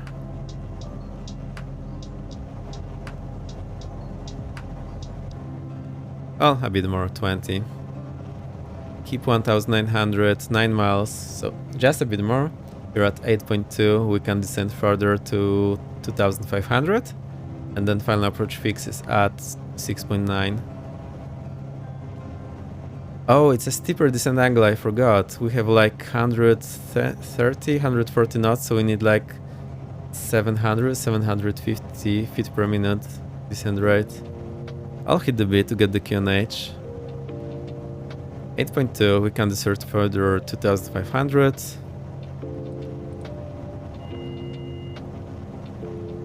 Reduce the power. Release the rudder a bit.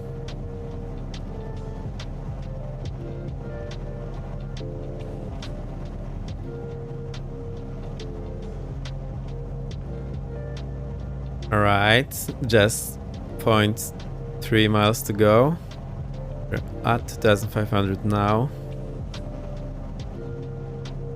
Right, 6.9, let's start the descent. Reduce power, set the ground altitude 2600. Stay on the localizer, stay on course. Keep that descent rate 700 feet per minute. Actually, I want to slow down a bit.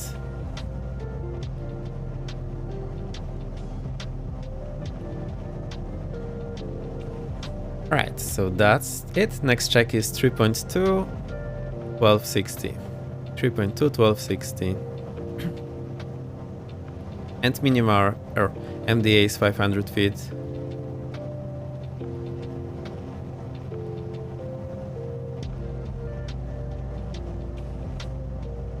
Oh, one thing I missed is the miss approach point is at the runway threshold, or actually it's 0.6 miles, so we do not do the go around procedure until we get to the M.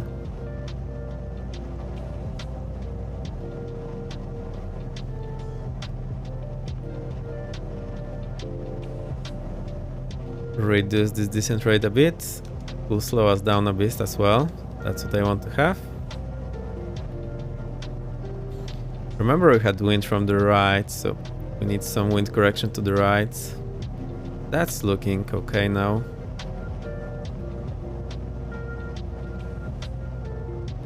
One mile to go, 1000 to go, 900 to go.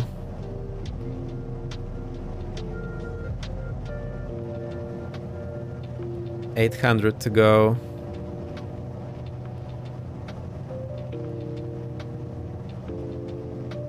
Right, we'll be a bit low. There are 700 to go.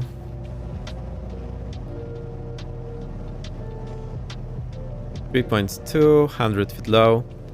600 to go.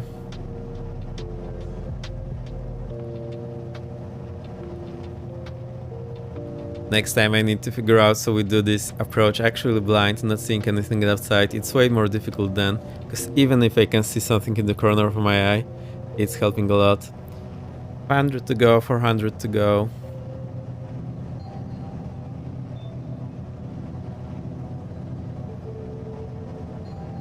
$300 to go.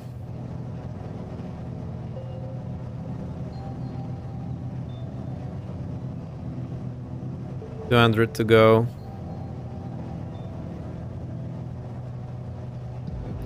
Getting out of this localizer. 100 to go. 500.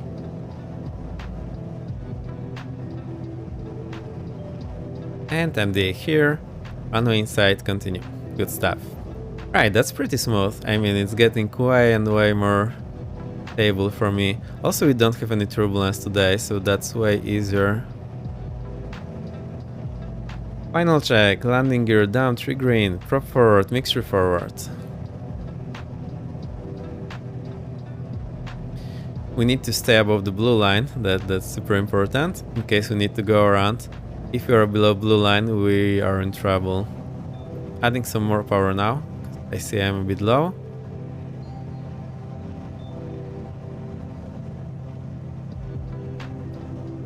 Get back on the center line.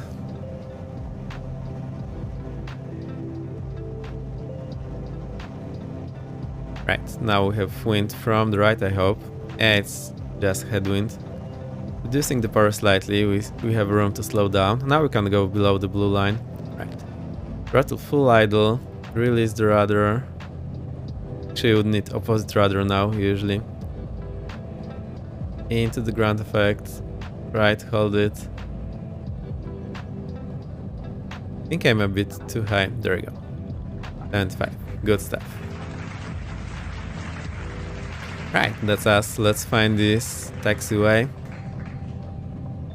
I think I'll take the next one again, same time as previously. Or actually, we can go here. Flaps up. Slow down here. Fuel pump off.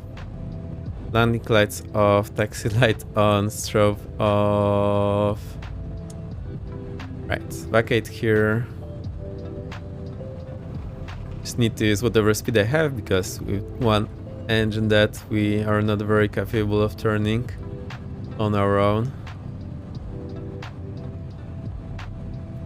That zombie doing the circles, so nice. Well done. We can actually do that too on one engine.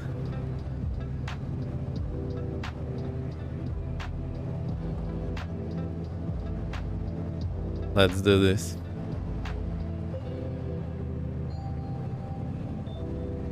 Full rudder, full right brake, full power on the left engine. Well, almost full power. There we go.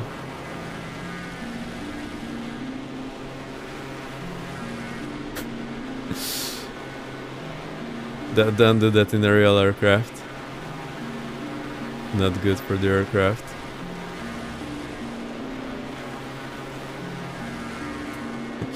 Alright, crazy stuff. Let's park. Boom. Donuts. Actually, right. It's called donuts.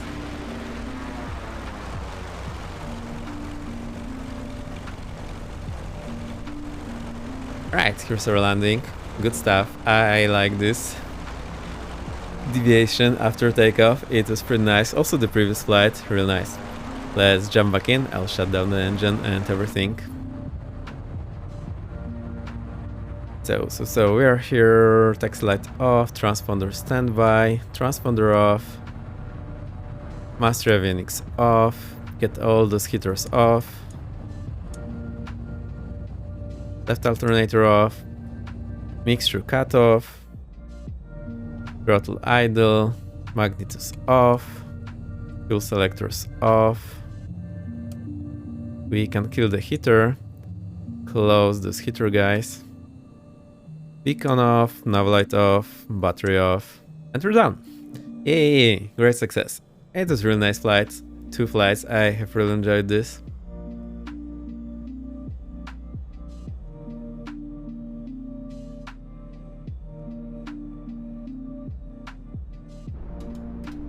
And there's the zombie. Right, let me find some nice angle. I will then get out of my seat, play the outro for you. So I'll try to play whatever I played in the beginning, and then we'll go and raid someone. This whole procedure... Oh no, I did it again. This whole procedure will take like 5 to 10 minutes. So if you can, please stick out for the raid. I would really appreciate that. I'll get the map off for you.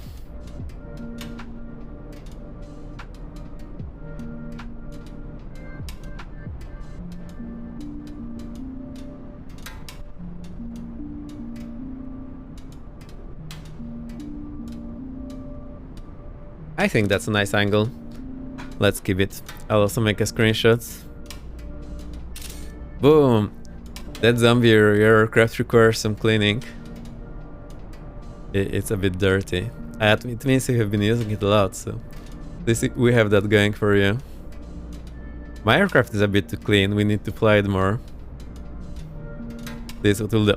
Right, I'll admit to myself, I'll need to get the stuff out from under my seat, the wheel lock, so I'll be back in a moment. I'll turn on all the guitar stuff and whatnot.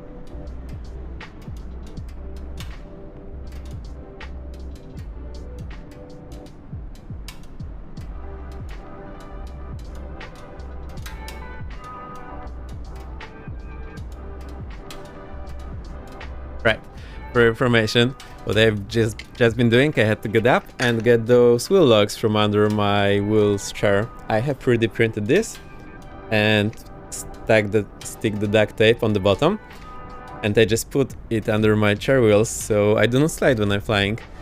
I found some design, I stripped it down to the absolute minimum so it printed quicker, and it works like a charm. I haven't found out how to get off my seat now. I just need to tilt the backrest so I can get out and turn a bit. Right, let's get the guitar stuff going.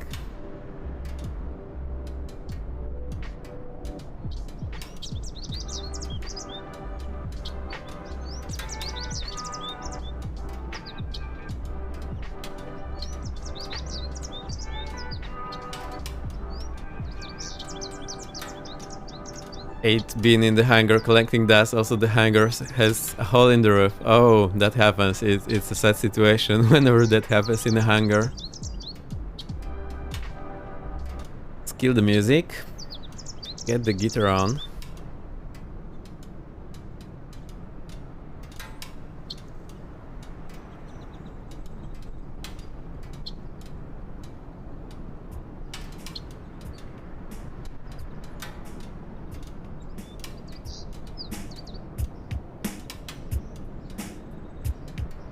Right, let's play. I hope I remember.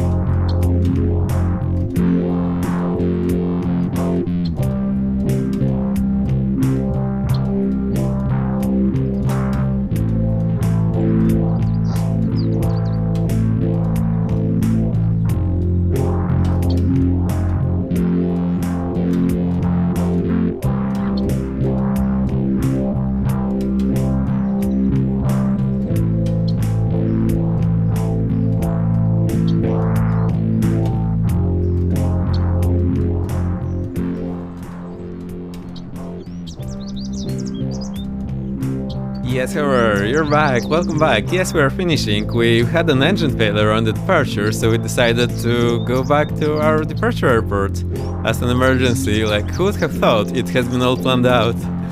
Anyway, it's my time. I need to finish the stream, get some rest before Monday's work. You know, we'll go around and someone. It's been a great flight. I've never been worried what we'll be doing today, but this turned out really well, and we did a full IFR flight, we did some planning, we did the procedure. We had a really interesting procedure, the backcourse approach. I found myself red-handed here, selecting the wrong course and wondering why it's non-directional. So it's super important to have this nailed down. We did this approach another time on the departure, 2 engine failures. Good stuff, I really liked it. That's zombie playing along. All of you hanging out in the chat. Alright, let me see who's up, who you can raid.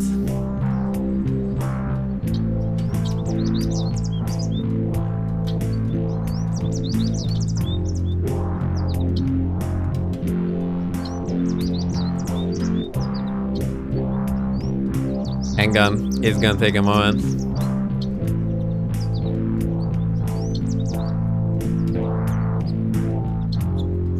I remember 2 people going live, but they have finished the stream already. So I need to see who's actually up.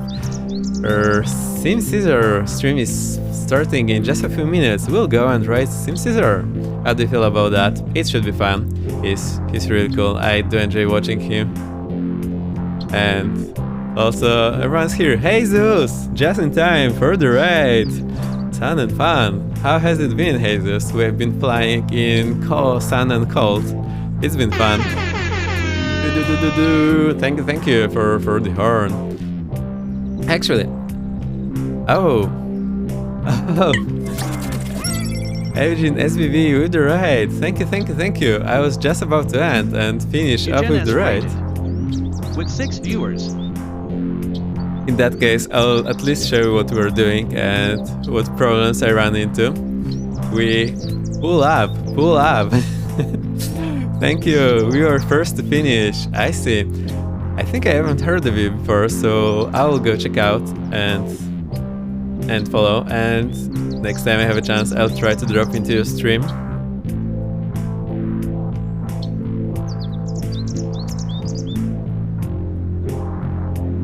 Thank you for the raid, I much appreciate that.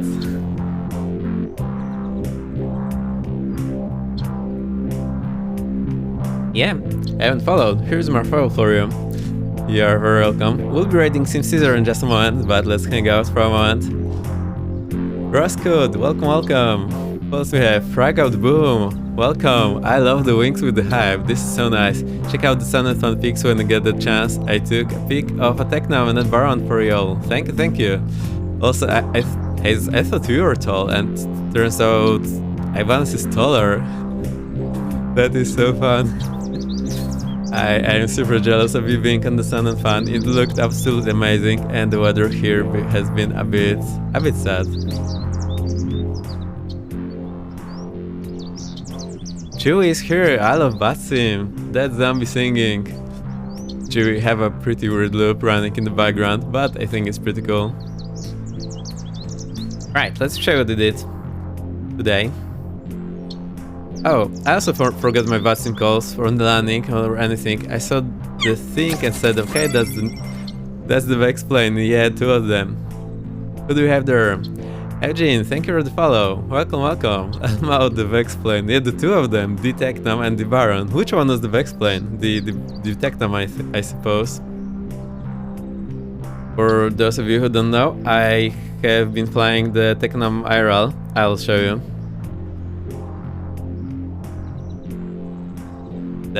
Hang on, I have a better scene.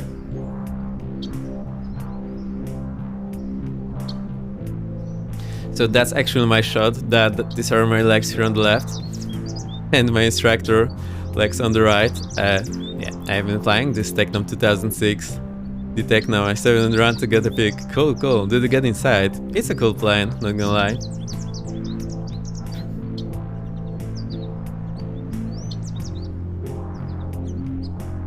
Right, so what we have been doing today, actually, I forgot all the important stuff. We need to end the flight on Acres. Discord, yes, we have a Discord. You can always join. I'm posting my screenshots there, letting you know where we'll be flying an hour early, so you can fly along if you want. You're very welcome to join. If you have any questions about flying or streaming, I'm very happy to help, so please let me know. Couldn't, but took a peek in the cockpit and it had a G1000 XI. Alright, so that's Mark II.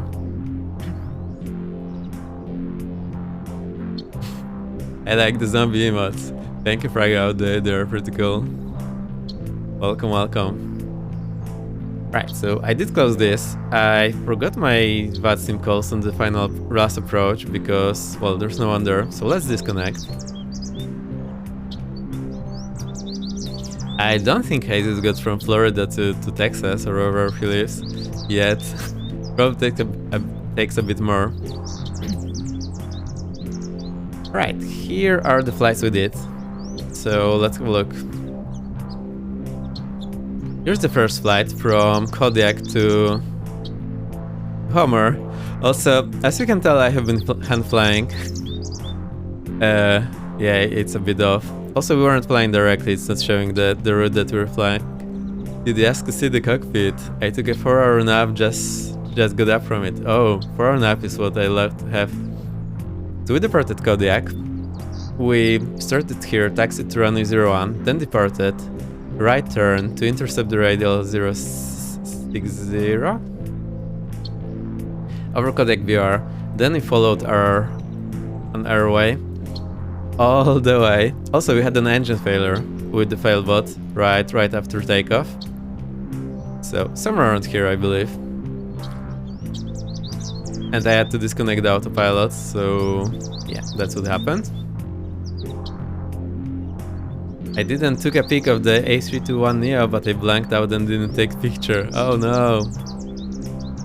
Been trying to stay away from Misfits and Twitch today. Need a break.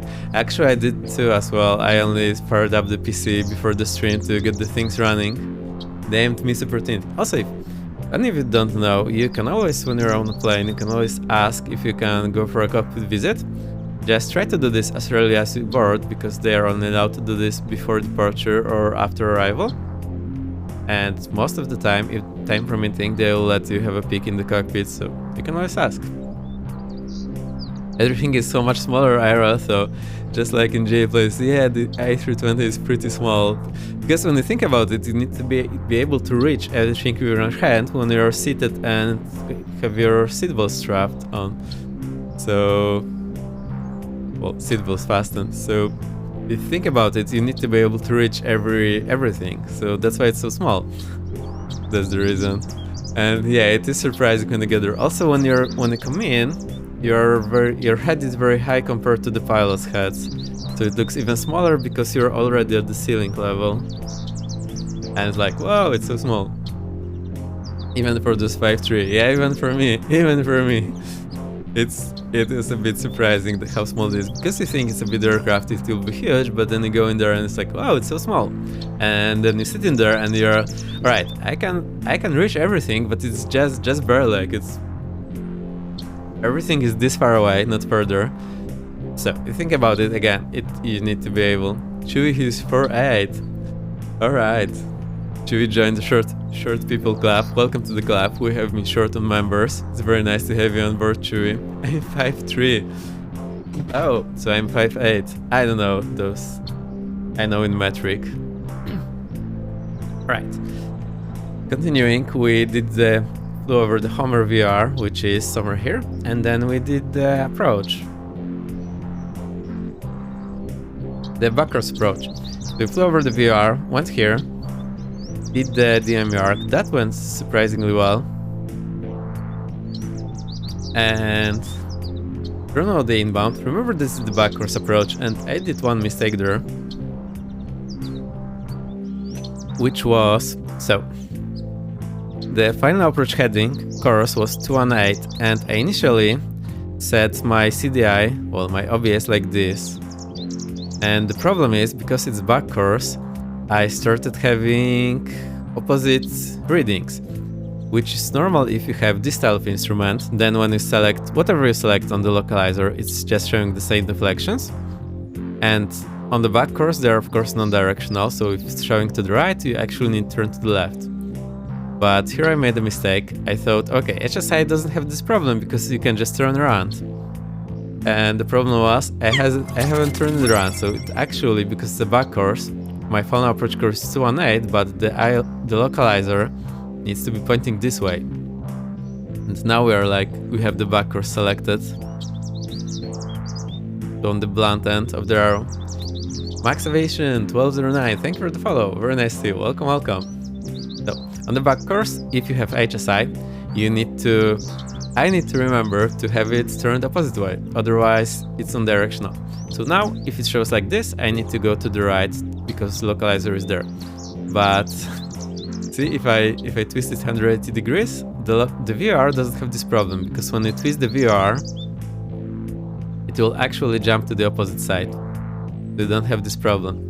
But on the ILS, well, actually I think we can turn them on and maybe you can see that.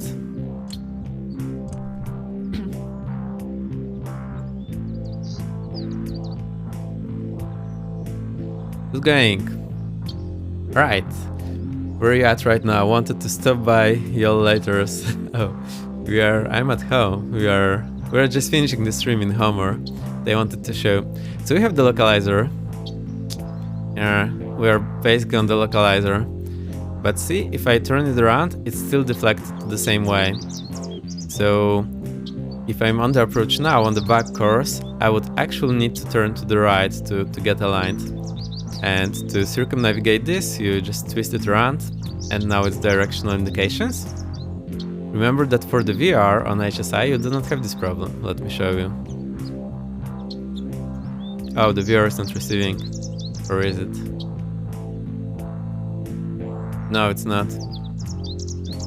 Shout out to Jesus! Yeah, let's do. Very nice to see you, Jesus. So actually the shoutout was very late because I was in a different scene and I have a timeout. If after 10 minutes I don't give you the shoutout, it will just do this regardless of what scene I am at. I'm glad I have this configured. Right, I hope I explained the backcourse issue here. So I did code myself here doing the wrong thing.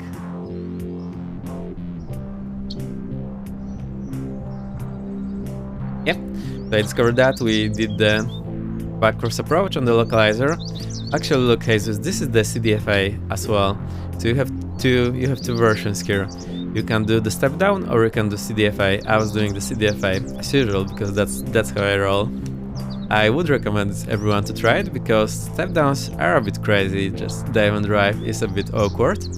And when you do CDFA approach, you just keep whatever descent rate you need here according to the ground speed table. And it should keep you on the profile. Then usually you have a table here to check miles versus altitude. Here we don't have that, but you have one check here at 3.2. We were supposed to be 12.16. We did check that. And that went real well. Also, the reason I recommend everyone to practice is because you need to keep constant descent rate, which is actually what you should be doing on the ILS approach. You shouldn't be chasing the needles, you should be keeping constant descent rate and just check the needles every now and then and correct your descent rate based on that. I hope this makes sense.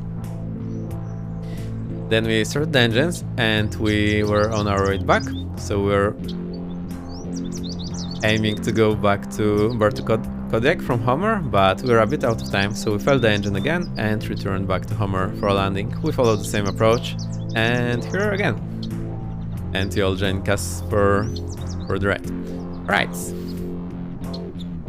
Next stream will be Tuesday, 17 Zulu, as usual. If you want, you can join the Discord, and I usually post an hour earlier what we'll be doing. But Tuesday, 17 Zulu, I'll be there. And now let's go ride SimCity. I wonder what he'll do today. Guys, I hope you're joining. Right, I'm happy you managed to stick out for the ride. And Eugene, thank you again for the raid. And Eugene and Max, thank you for the follows. It's very nice seeing you here. Alright, I'll go to dancing. I'm still talking to you. I'm not going anywhere. We'll be raiding in a moment. We are going to Sim Caesar. Go spam all your emotes that you want. You can use my hype emotes or whichever else you want.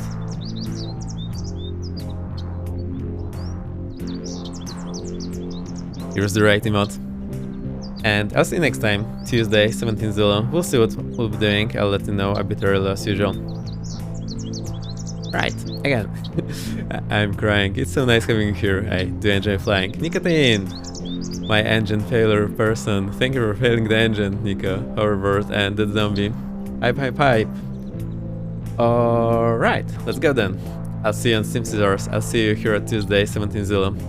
Thank you for coming. Thank you for hanging out. Thank you for flying along. Bye.